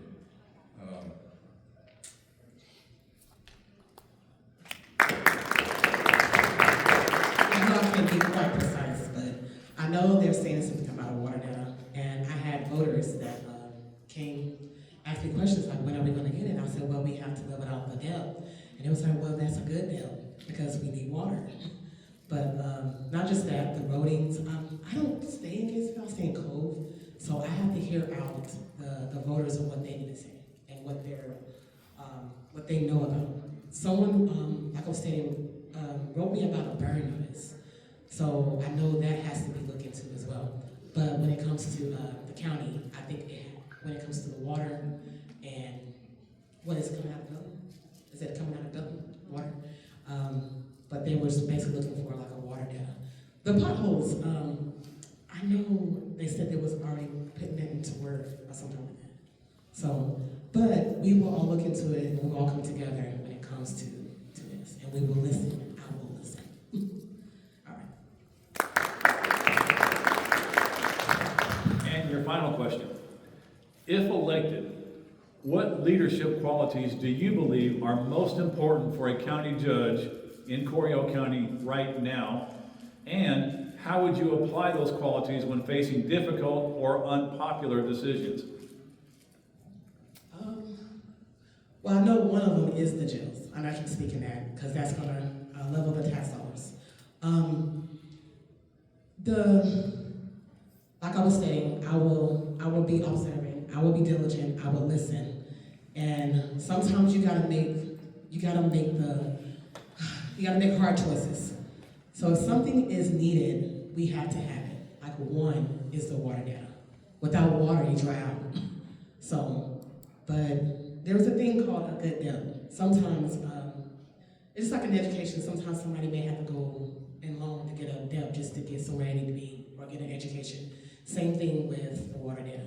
Sometimes you gotta borrow, or you may have to get a little bit of tax dollars to get something that is needed. But other than that, I will always try to be neutral. I will always be observant, and I will listen.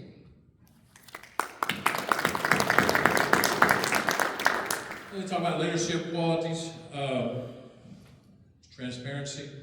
Everybody needs to know what's going on. It's your money you're spending, not the county's money. The county's money that they took from the taxpayers. The majority of it. The county does raise a little revenue through fines and fees and services and things like that. The transparency is a big deal. We have to regain the public's approval, I would say. You read a lot of stuff on social media about the crooks and how the folks up there are stealing. That's not happening. Everybody in this room knows that. Those folks that are accusing the commissioners and people of misplacing money, here, they just don't know where to look for it. It's there. Something else I would like to do is come out with a simplified budget, or not a budget, but a whatever you would call it, a bridge between the way the county government is accounted. A normal, layperson, you cannot go in there and understand that budget. But there has to be a way that we can get to a check register type reporting system that reports every penny that comes in and every penny that goes out, and there's plenty of memos and classifications. It can all be done right there. All you gotta do is click on it. We go to the meeting. I have to go to the commissioners meeting. At the end of the meeting, you pay the bills, and I always ask, how much are the bills? They're $900,000 a month. Some of them $1.2 million a month. Everybody needs to be able to see where that goes. Every penny. Then there's no question. And I believe, again, the audio video in the Commissioner's Court, I think that'll go a long way into regaining the trust, and that's something that I would commit to as soon as possible. And possible would be pretty quick.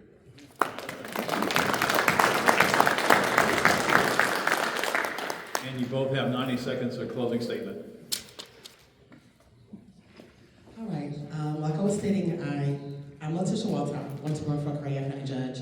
I really wanted to go in my little bubble because I was introverted. I guess they call it introvert. Like you just like to be around people that get along. But like I was stating, I worked for the state, and when I was resuscitated, I believe there was a divine purpose for that, and God called us in such a time as this. I feel that with my singing, and I love to do that, I would, if I ever don't make it, that's one thing I do 100% want to do, because I love to sing for God. But other than that, I feel like we are all fearfully and wonderfully made, and those who know, you are fearfully and wonderfully made.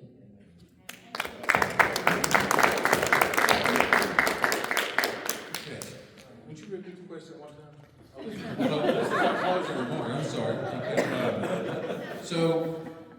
The job is about service to the community. The job requires you to be on the job every day. I really feel like that'll be a change, a shock to the system. Things might work a whole lot better if that's the way it works, supposed to work. The job requires integrity, and I will promise you, I'm a man of integrity. If you know me, you know that. If I mess up, I will be the one to tell you I messed up. It's just plain and simple. Service shouldn't be a slogan. It should be an action. There's no room for politics in county government. Once when you get past the election, that should stop. We work together as a team. No one in the Commissioner's Court in my eyes is any more important than the other. Everybody has to work together. Everybody has to do your share. It just makes things work. And that's what we're going to push towards. We're going to make things work. Toxic work environment in the county annex up here in Gatesville, that's gone day one. We will not stand for that. Doesn't have to be that way. The rest of the county shortly thereafter. I've got a whole list of stuff that I will commit to, but I can't do it in that 10 seconds. Thank you very much. I appreciate you guys. And our final group will be all County Commissioner 2 and 4 candidates. Please take the stage. Oh, this way, yeah. Thank you.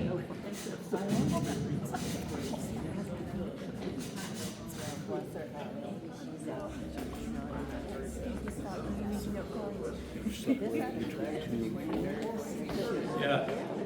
Precinct 2, if you would sit on the left-hand side of the stage over that way, and then Precinct 4 on this side, just so there's a little separation between the two of you.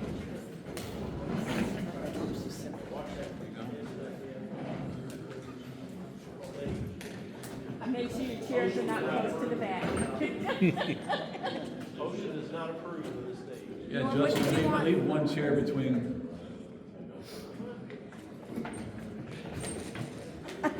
There you go. And when the music starts, I'll all rotate, okay? But don't fall off the stage. Yeah, don't fall off the stage. All right, again, and in no particular order, whichever one y'all want to go on, you will each have 2 minutes for opening statements.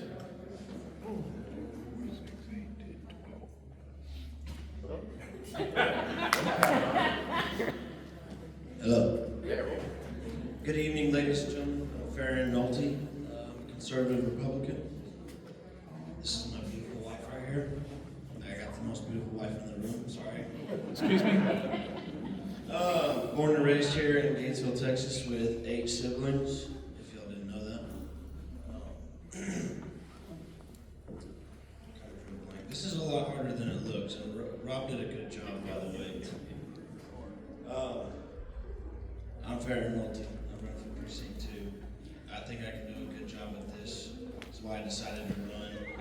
I didn't decide to run because I think anyone in the current position did a bad job. I just decided to run because I think I can do a good job at this. Thank y'all.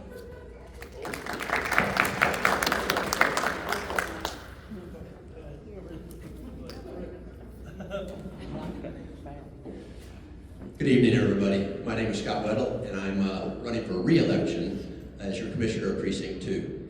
I want to let you know that I think beliefs matter. First, I'm a conservative Republican, been a conservative Republican most all my life. First vote I ever cast was for President Reagan. I'm a Christian. I believe that's important. I was born in a Christian family. I became a believer at 30, but I became a follower of Christ at 50. I wished I'd gotten there quicker, but that's my life. I'm also a patriot. I love this country. I love our founding fathers, and I love our Constitution. I took an oath to uphold it, and I promise to do that every day that I'm on the job. And I'm a native Texan, and that's just enough said. As far as my experience matters too. I have 40 years of senior level management. Everything from hiring, firing, to working with all your employee issues down to budgets. Started at a company, Argo International. I was promoted to West Coast Regional Sales Manager at 26. Then I went to a company called Panduit. I had a territory from Pascagoula, Mississippi, all the way down to Laredo, Texas, and I had 12 salespeople that reported to me there. Went to Wildcat Electric, where I had 30 people reporting to me, all in the sales. And then I decided to move up here. My wife and I owned a company in Houston, actually Humble, Texas, and we decided to sell that business, and so we decided to move up here. And that's when I went to work for a local company, Dealers Electrical Supply. I ran the Temple and the Killeen branch. So I think when you compare my beliefs and my experience, hopefully the clear choice will be for Scott Weddle, Commissioner of Precinct 2. Thank you. Hello everyone, I'm Tully Meyer, running for Coryell County Commissioner, Precinct 2. It is a lot harder than it looks up here. I'm a local business owner. I own more than one business. My experience is it's my money that I'm dealing with. It's my money that I earned. I have to foot the bill myself. I have to pay the bills myself. I have to be HR, the accountant, the mechanic, the operator, the counselor, the babysitter with employees. You all get that. You know, I think I would do a good job because I'm very involved in the community. I support local kids at 4-H. I sponsor baseball teams, you know, just various things. That's just a few examples. And I would hope that y'all cast your vote for me, and I appreciate y'all being here. Thank you.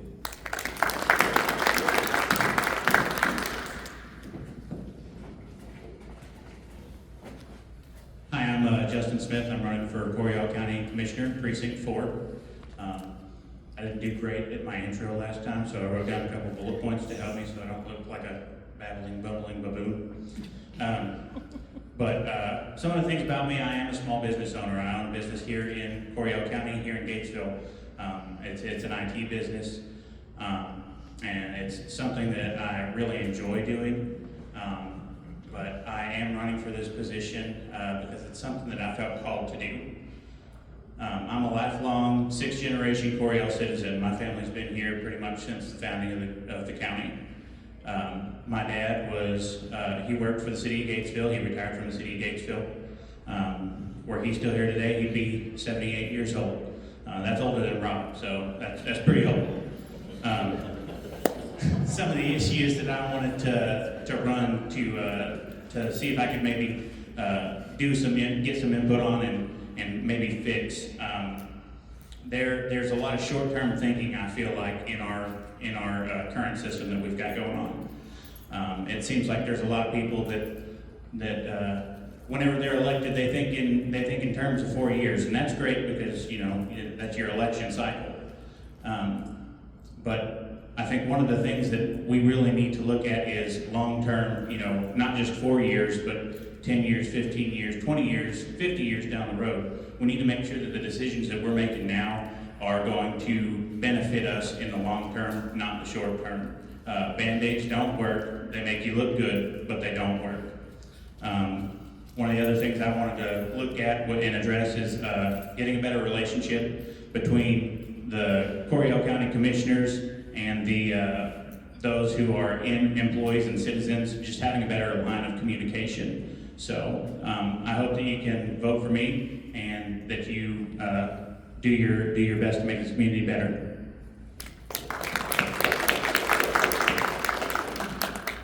Hello, I'm Ray Ashby. I'm running for Coryell County Commissioner Precinct 4, and I was born in Flat, Texas. I was born in the old hospital right across from the senior center, and then I went to Flat, Texas, and lived there in my grandparents' house with my mom and dad. My family has been in Coryell County since Coryell County existed. I love the county. I lost my train of thought. I was a school teacher for umpteen years, many years. I was an educator at Gatesville ISD. I sit on 2 government boards right now that I've sat on for over 10 years. One of them is Central County Services, which is the mental health authority for 5 counties. One of them is HCCA. I always get it mixed up. Hill Country Community Action Association. We oversee the senior centers in our cities. We oversee Head Start programs, Meals on Wheels, that sort of thing. What else? That's about, most of you know me, and most of you know my heart. And I love the constituents of Precinct 4. I communicate with you. I have since I was a commissioner. I have 6 years of commissioner experience. I left that out. But he's telling me I was on the Budget and Finance Committee for Central County Services. I'll save that to the end. But anyway, we have a $35 million a year budget, and I'm actually the chair of the Budget and Finance Committee, have been for a long time. I'm also the president of the board, and I've been there for over 10 years. Our budgets are spot on. We never have any mismanaged budgets at all. We come with zero. Every year we have our audit, it's perfect. And anyway, thank you.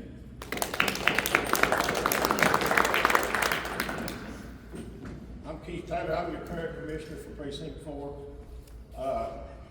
After I graduated high school, I started to work for the state of Texas at the highway department. I moved off for 6 years. I think I worked over there. I met my wife, and unfortunately for her, we've been together 36 years. And then I brought her back to what I call God's country, which is Coryell County. And she was over from East Texas with pines and stuff, right? Then I went to work at the prison. I finished out my time with the state there for 20 years and got a retirement from there. I'm on my own business.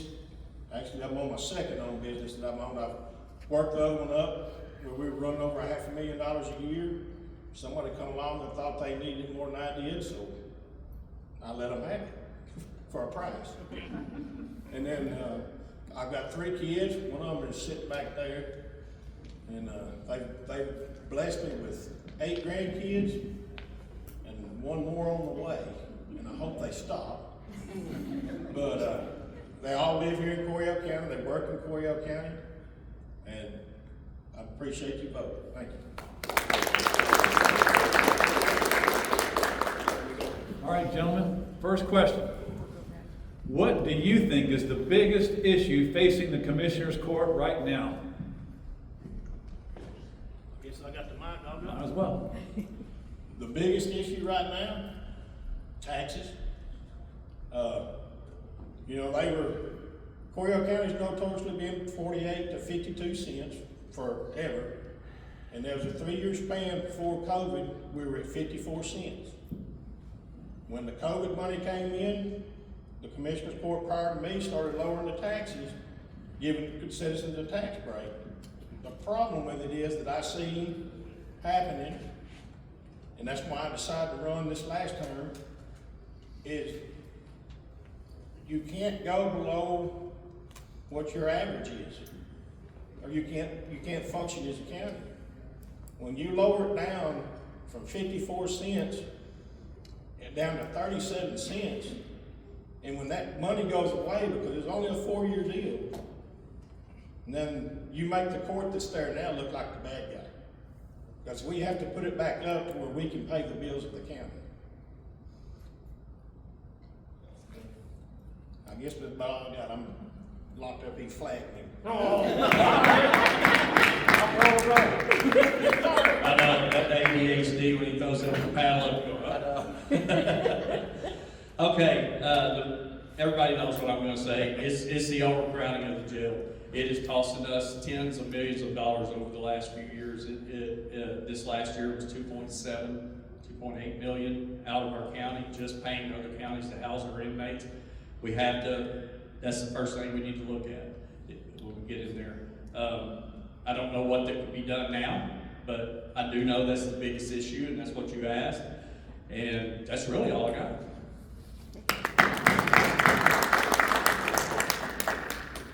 Norm, can you repeat the question for me? What is the biggest issue facing the Commissioner's Court right now? Okay. So the biggest issue, I believe, I think there's 2 big issues, honestly. I think the first big issue is divisiveness, honestly. There seems to be a lot of issues where people can't get along, and we want to make our personal issues public and I don't think that's a good thing to do.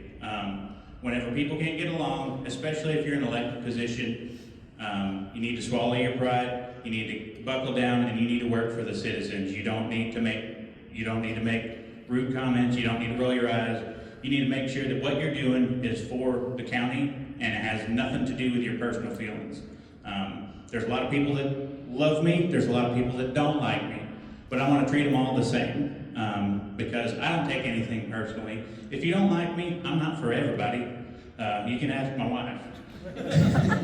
But I think that's a real big issue is taking things too personally. And the second part of that I think is I believe that we need to do a better job of getting out and being in the community and getting information out to the voters. They talk about the jail all the time and how last time we had like a campaign going against it. I think that our citizens, nobody wants to pay higher taxes. So if you say, I'm gonna need to pull more taxes so we can have, a bigger jail, nobody wants to pay higher taxes. But I think if you go out and you talk to people and you say, well, it's costing us this much to house them out of county, and if we were to build this, it'll pay for itself in this many years. People are going to be a lot more receptive to you going out and letting them know this information than they are you just trying to jam it down their throat and saying, well, we need this real bad. So those are my issues that I think are the biggest issues in the Commissioner's Court currently.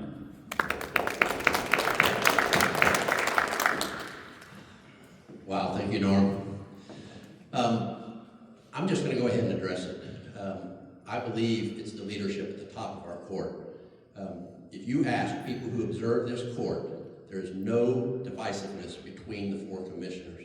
We treat each other with respect, we treat each other with honor every single day.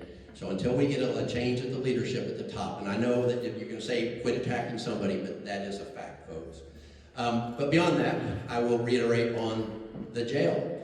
And one of the reasons the jail failed was because the leadership at the top did not want that jail.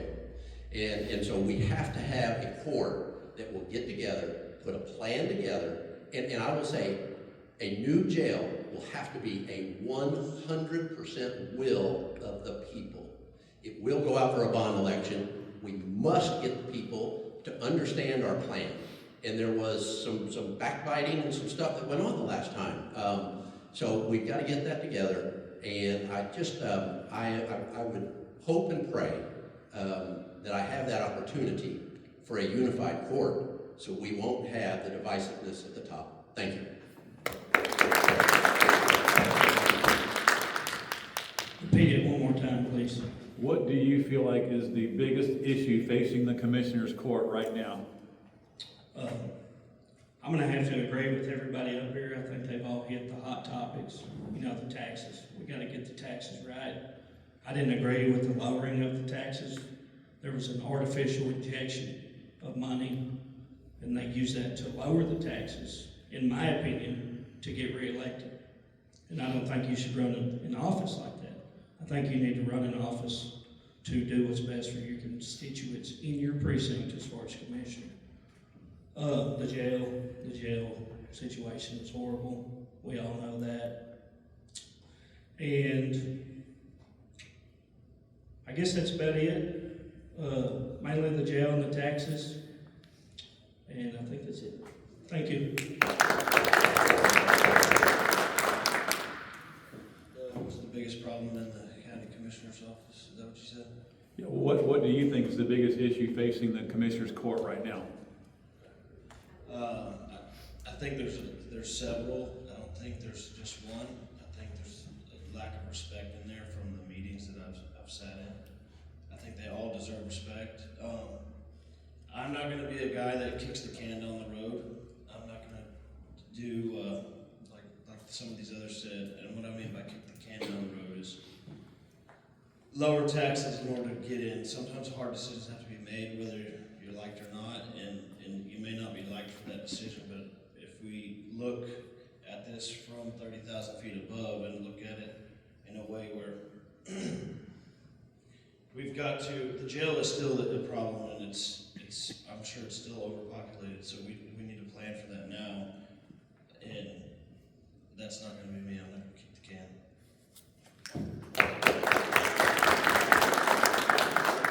All right, next question, gentlemen. Coryell County owns and maintains a wide range of county facilities, from offices to road equipment. How would you approach maintenance planning and replacement schedules to avoid costly emergency repairs for the taxpayers? I honestly don't have a great answer for that. In our line of work, sometimes it's cheaper to demo it down and rebuild it in some cases. But so, as long as proper planning prevents piss poor performance is what I like to live by.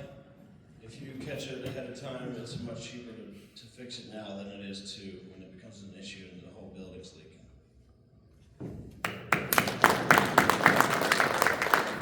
Repeat it, please. Coryell County owns and maintains a wide range of county facilities, from offices to road equipment. How would you approach maintenance planning and replacement schedules to avoid costly emergency repairs for the taxpayers? Well, as far as offices goes, during the freeze, there was whenever it started to thaw out, there was a building, the roof was leaking, phone calls were made, very few people answered, and I'll leave it at that. As far as road equipment, they have a pretty good plan at Road and Bridge to maintain their equipment. Now, I think they might have too much equipment because there's a lot sitting around. I think we need to auction off the ones that aren't used and put that money either toward new equipment or refurbishing equipment we already have. Because there is some specialized equipment that the Road and Bridge Department has as far as a chip spreader, oil truck. Those take a lot of maintenance. You know, we need more dump trucks out there. That's what I hear all the time.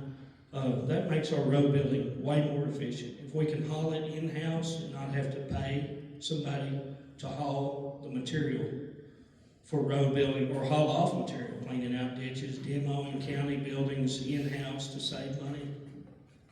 They need all sorts of things out there. I could go on and on, but that's the gist of it. We just gotta maintain what we got and focus on keeping it nice, because you know, we all know a lot of the county buildings aren't the greatest, but we gotta make the best of what we have. Thank you.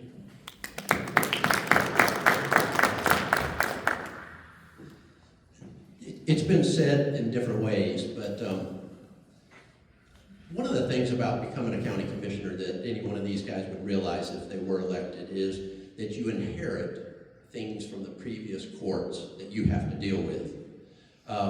And even long-term planning is sometimes difficult because guess what? The next group that comes in can change those plans. So I am very proud of what this court has done over the last 3.5 years, and you know, Commissioner Taylor and I inherited a lot of these issues, and one of them was we had a lot of old and aging buildings and properties that we weren't using, and we have actively gone out there and I'll say reutilized, and we have sold several of our properties and buildings, and we're actively selling more.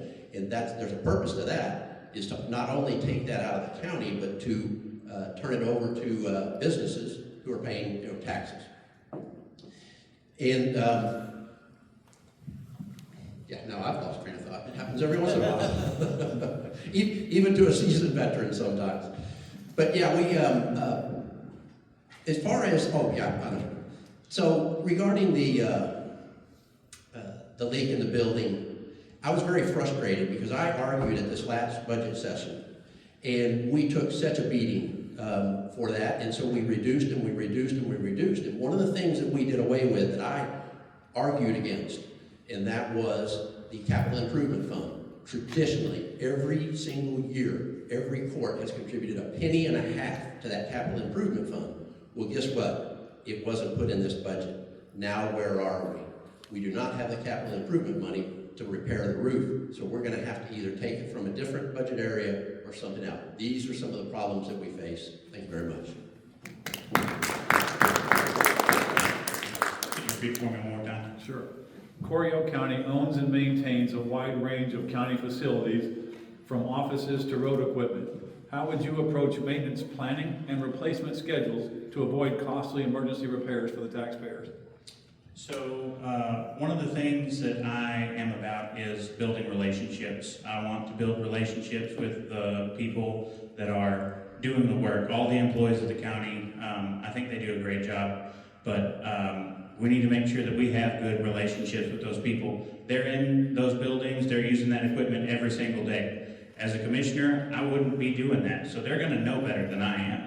So you gotta get out, you've gotta talk to these people that are in this every single day, and you need to get their opinions, and you need to take what they say, and you need to run with that.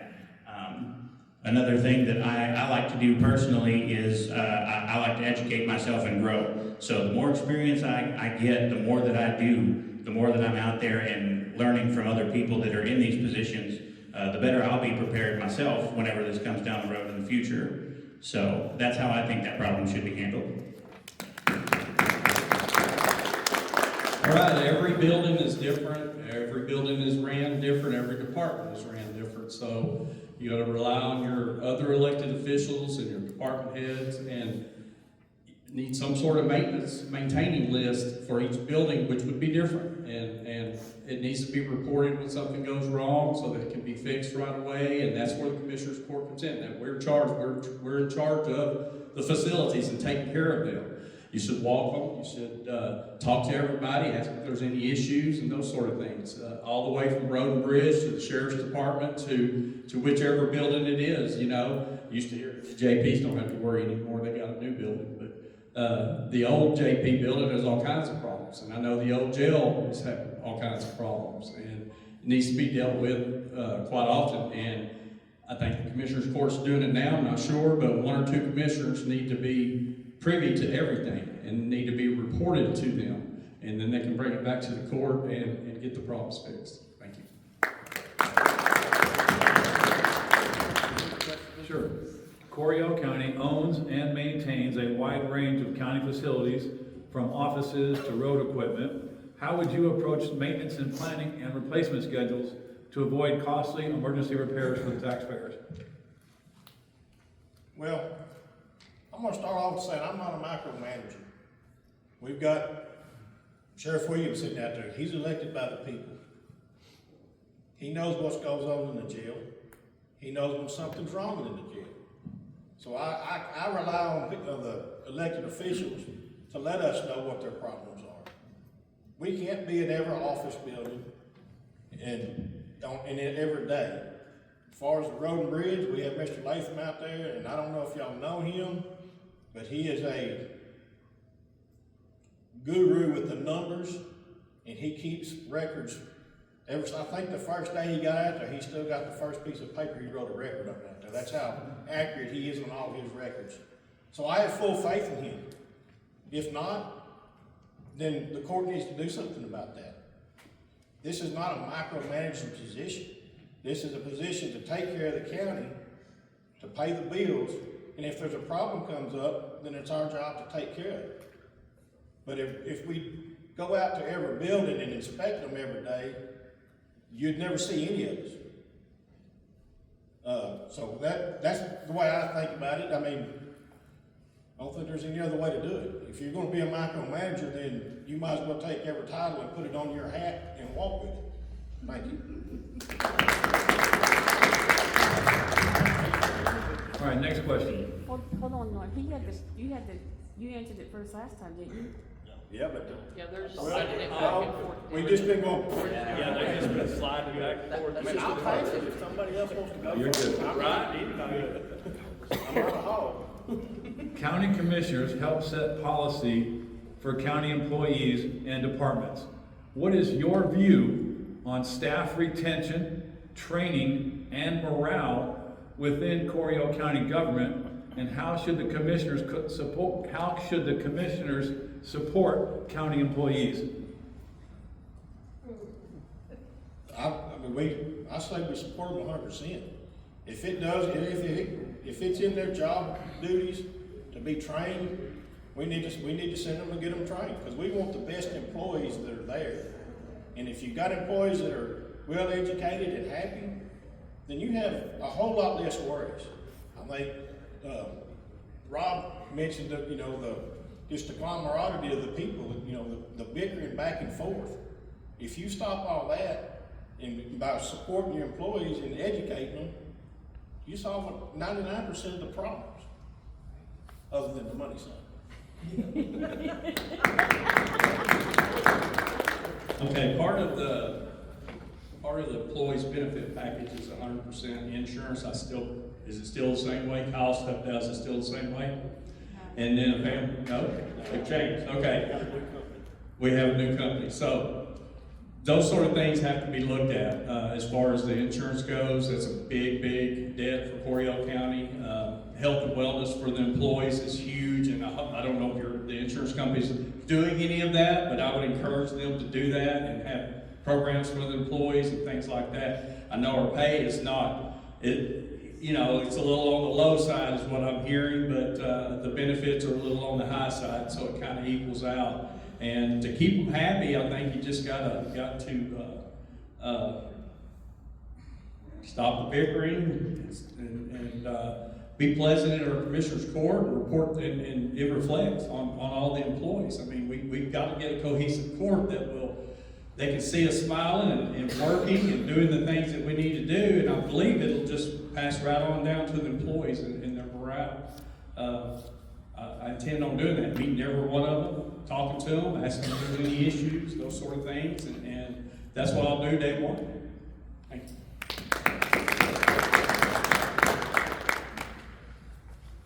I'm going to ask Sure. Not a problem. Commissioners help set policy for county employees and the departments. What is your view on staff retention, training, and morale within Coryell County government, and how should the Commissioners Court support county employees? Okay.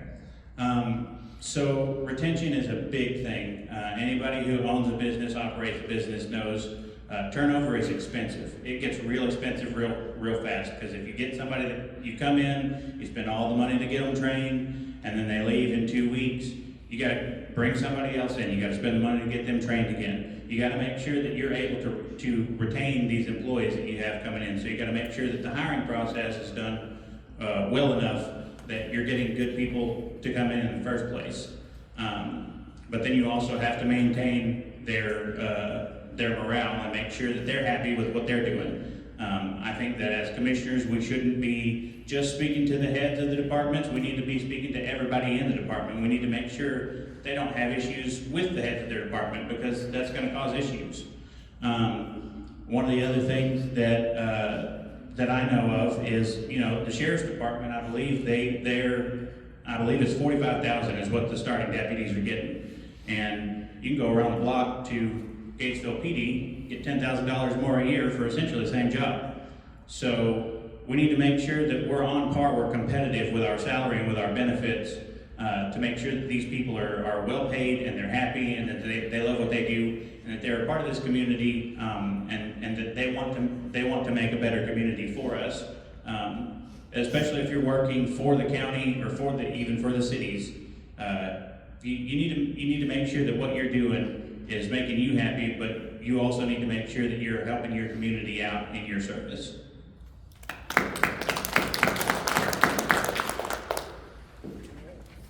I agree with what Commissioner Taylor said as far as what people have to realize is we're the executive business office, and there's a couple things and policies that we can affect, and it's the old show me the money. It's certainly salaries and raises are appropriated by the Commissioners Court, and also benefits.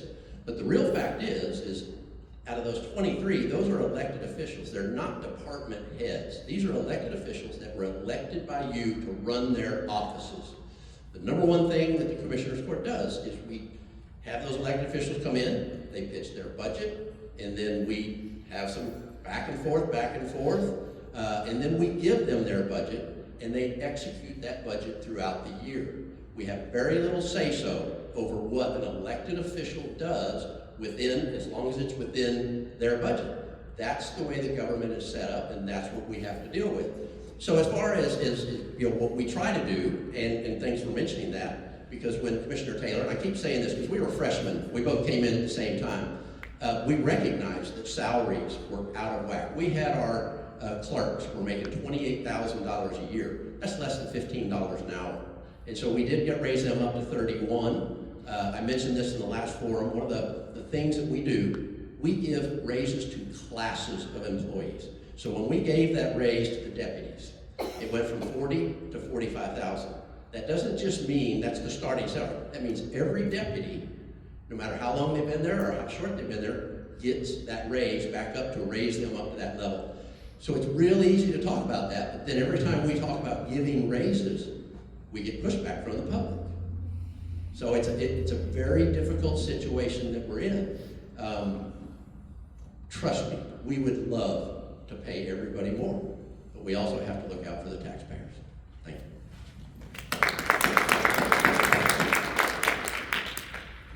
you. It is a difficult decision whenever you talk about employees, payroll, retention, morale. Just from my experience in the past couple months, getting out and talking to all county officials, county employees, just hitting the whole shebang. It's up and down. It depends on who you talk to. A lot of people are happy, a lot of people are mad. I mean, it's just like anywhere else. I think morale is big. We got to get out there and talk to them.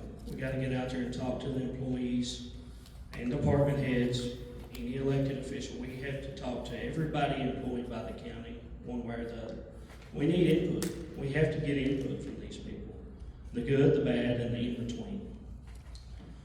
I agree. I wish we could pay everybody exactly what they wanted, but that's not financially responsible. We got to get everything back on track first before we can start handing out money, this, that, and the other. But we'll get there. We'll get there. We need to be on par with other counties. I've contacted other counties, multiple different departments. Coryell County's low. And yes, the benefits are nice, but benefits don't cash me out at HEB. And a lot of these people have spouses that already have benefits. These people need money. Law enforcement, all the way from the janitor all the way up. Everybody is underpaid. And I just think people need to be paid what they deserve. And that's it. Thank you.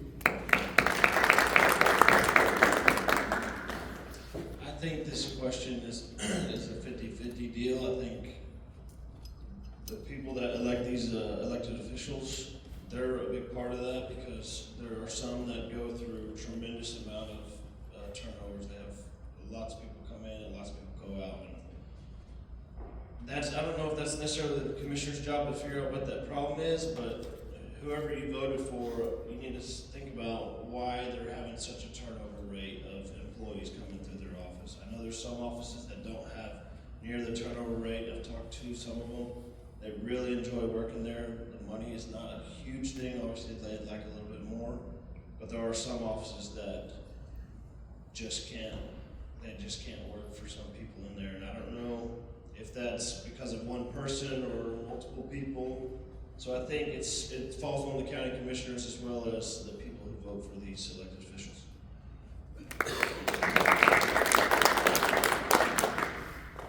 Gentlemen, last question. Looking 10 years ahead, what do you see as the biggest risk facing Coryell County if the current trends continue, and how should the Commissioners Court begin addressing that now? The first thing I would want to do is not lower taxes drastically. I'm not saying I wouldn't want to lower them, but I wouldn't want to drop them down to 37 cents again. Because like we've said before, everyone else up here said it, we all know that the infrastructure is failing, the jail needs to be larger, the employees want more money. First thing I would want to do, or the last thing I would not want to do, is lower taxes to a drastic rate. We need to keep them in a respectable manner. I think we can take, and it may already be being done, reserves. You can take the reserves and put them in institutions or bonds to get capital interest. Some kind of another, use your money that you have to get more money. Just thinking ahead, trying not to, don't let the money just sit in the bank and collect 0.01% interest, put it somewhere where it may make you a little bit of money, and keep taxes in a happy medium, and just try to prep for the future. Can you repeat it? Sure. Looking 10 years ahead, what do you see as the biggest risk facing Coryell County if current trends continue, and how should the Commissioners Court begin addressing that now? Biggest risk, I would say on the current trend would be the jail, just because of the amount of money that's being spent outside of the county. You know, we spend 2.7, but we're not gonna save 2.7. It costs to house them here too, but it's still a large amount of money. I mean, we're talking over $1 million a year, and it's not gonna do anything but go up. That's the first thing. In 10 years, if we don't remedy this problem, it's gonna be a big one, a lot bigger than it is now. Second thing, roads. The Road and Bridge Department does a great job. They really do. But they've got to have more backing as far as support. They need better equipment, and I know we've already talked about it, and we're not going to, haul off and buy all brand new stuff. But they need the proper tools to do the job correctly. We cannot keep building these roads. They're failing faster than they can build them. And the new ones that they build are failing faster than the old ones failed. Just because they don't have the proper tools and it costs so much money to get them. Another thing is just management in general. Like Rob said, toxic work environment. We got to work with each other. We've got to learn to sit down and talk, come up with solutions to the problems. That's just all there is to it. There's too much bickering, too much name calling. We all hear it in court if you listen. Anyway, thank y'all.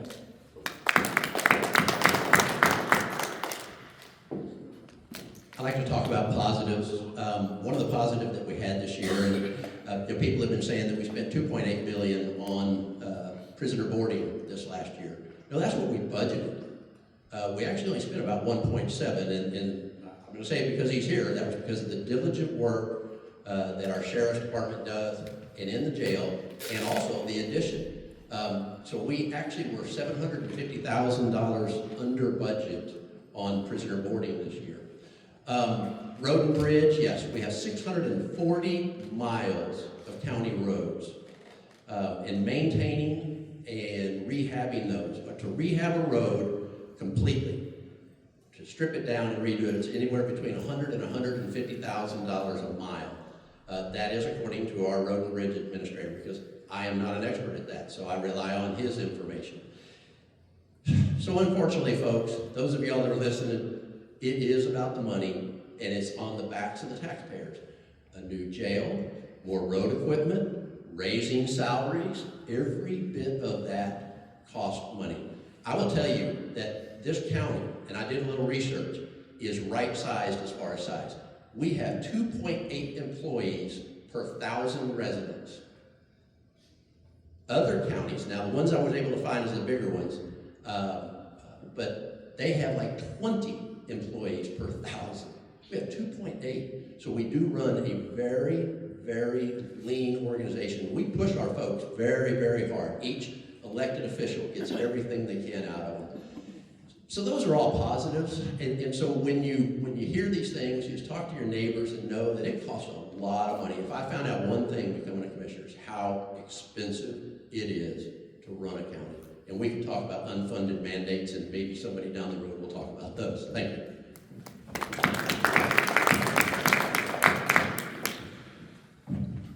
So I'm going to say it again and again and again. Long-term planning, I think, needs to be put in place. One of the biggest things I think is going to affect us, Texas in general, not just Coryell County, but Texas is growing at an astronomical rate. We get 1,500 new Texans every day. Whenever you're talking about that many people coming into the state and even this county, we need to make sure that the infrastructure that we have in place is prepared for that growth. Because if we don't prepare for the growth before it gets here, it's going to be way worse down the line if we keep putting it off. And as many people have said, kicking the can down the road. If we continue to put all that off, it's going to get worse and worse. We need to make sure that what we're planning for now is going to be effective in the future, 10, 15, 20 years. The other real big thing, in my opinion, is the jail. That has to be fixed, and that has to be fixed soon, not later. We need to make sure that what we have in place is a good plan, and we don't need to just.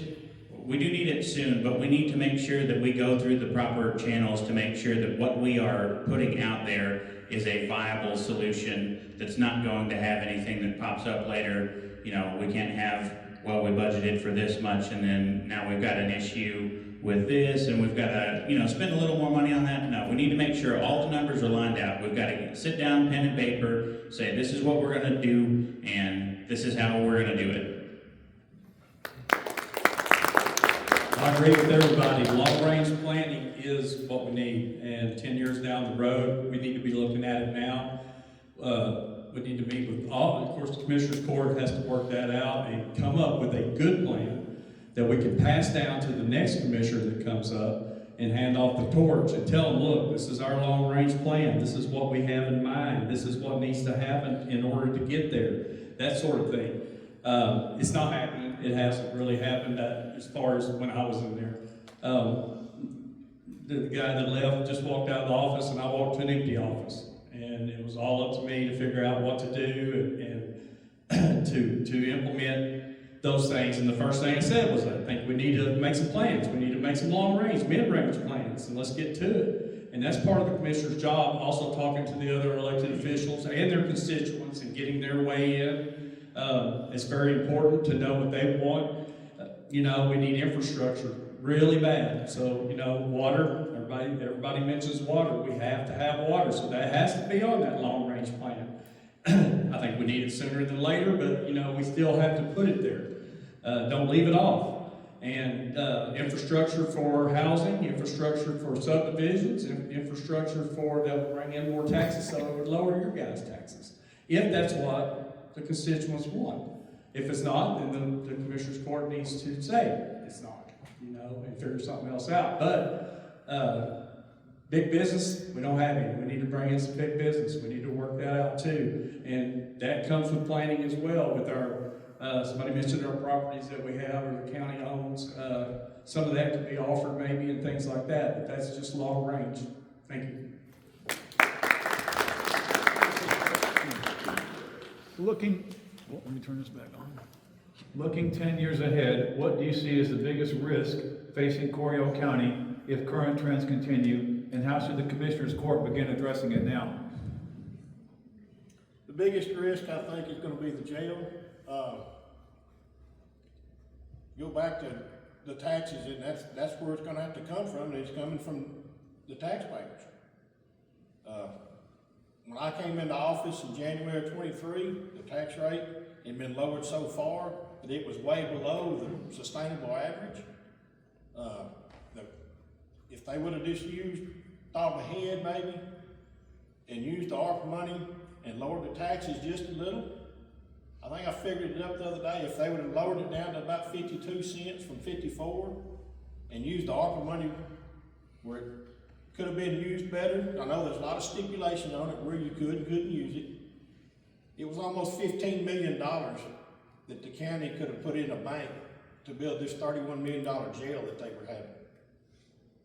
So that's going to be a big issue. It's hard to make up $15 million on a, don't do that. Sorry. You slow-moing it, scares me. But it's going to be a long-term plan, and I know we need the jail now, but even if we started in the morning, we have Commissioners Court in the morning, it's still going to take 3 to 5 years to just get a set of plans made and approved. And then you're looking at a 3 to 5 year build.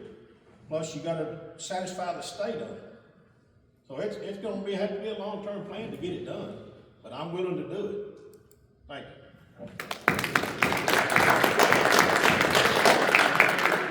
Might as well keep it, gentlemen. You each have your 90 seconds for a closing statement. 90 seconds. Well, we've talked for a while up here, and I think I've covered about everything I need to cover. All right. Again, I'm Keith Taylor. I'm the current commissioner, going into my 4th year. my third budget, and I appreciate your support. Thank you.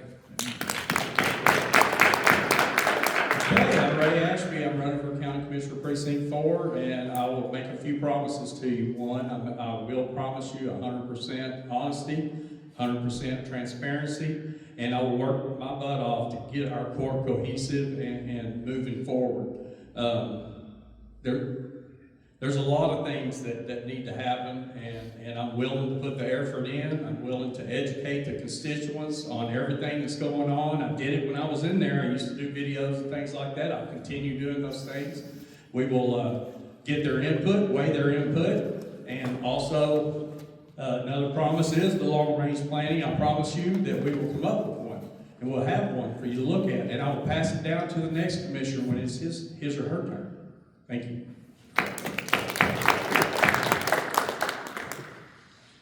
So as you all know, I'm Justin Smith. I'm running for Precinct 4.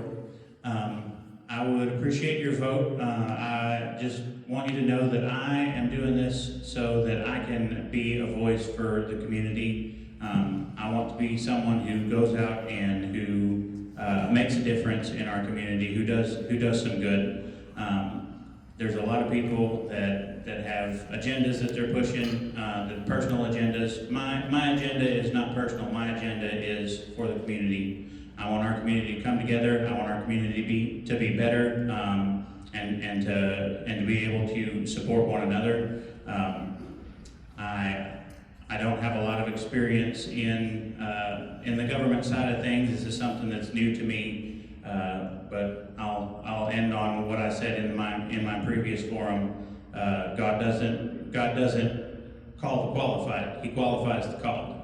So when you're called to do something, I think that you need to put yourself out there and you need to make your name known, and He'll take care of the rest of it.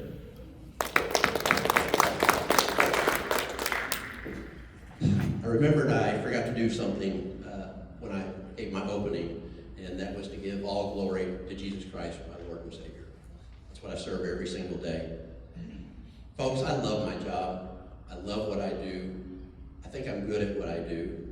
Hopefully when you examine the beliefs that I've laid out to you tonight, and you examine the experience that I have, that you will give me that opportunity to serve 4 more years. I'm also giving myself a self-limit. This will be my last term, 8 years. I think that's enough for any commissioner to serve on this court, and then they need to move on and make room for the new folks. Also, when I decided to run, I guess it's almost 8 years ago, I lost my first election, by the way, I made a promise that I would quit my current job and become a full-time commissioner. And that was a very expensive decision, by the way. I lost the first one. I continued to work at Dealers Electrical for 4 more years. They were very supportive of what I was doing. When I ran the second time and I won, on January 1st, I had left that company and started my full-time position as York County Commissioner. So every day, every single day, I get up. I don't have any other thing on my mind other than serving the people of Coryell County. My name is Scott Weddle, running for re-election of Commissioner of Precinct 2. Thank you very much.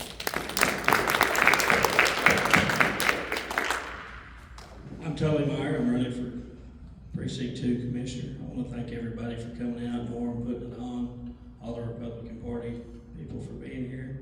Thank y'all for listening, and that's it.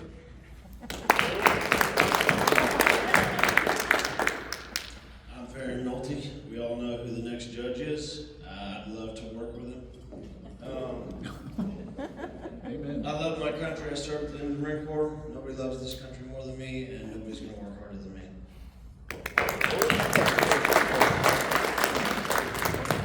All right, ladies and gentlemen, this is my closing statement. So first off, I want to thank you to all of our candidates that came out tonight for taking time to be here, and your willingness, number one, to serve Coryell County.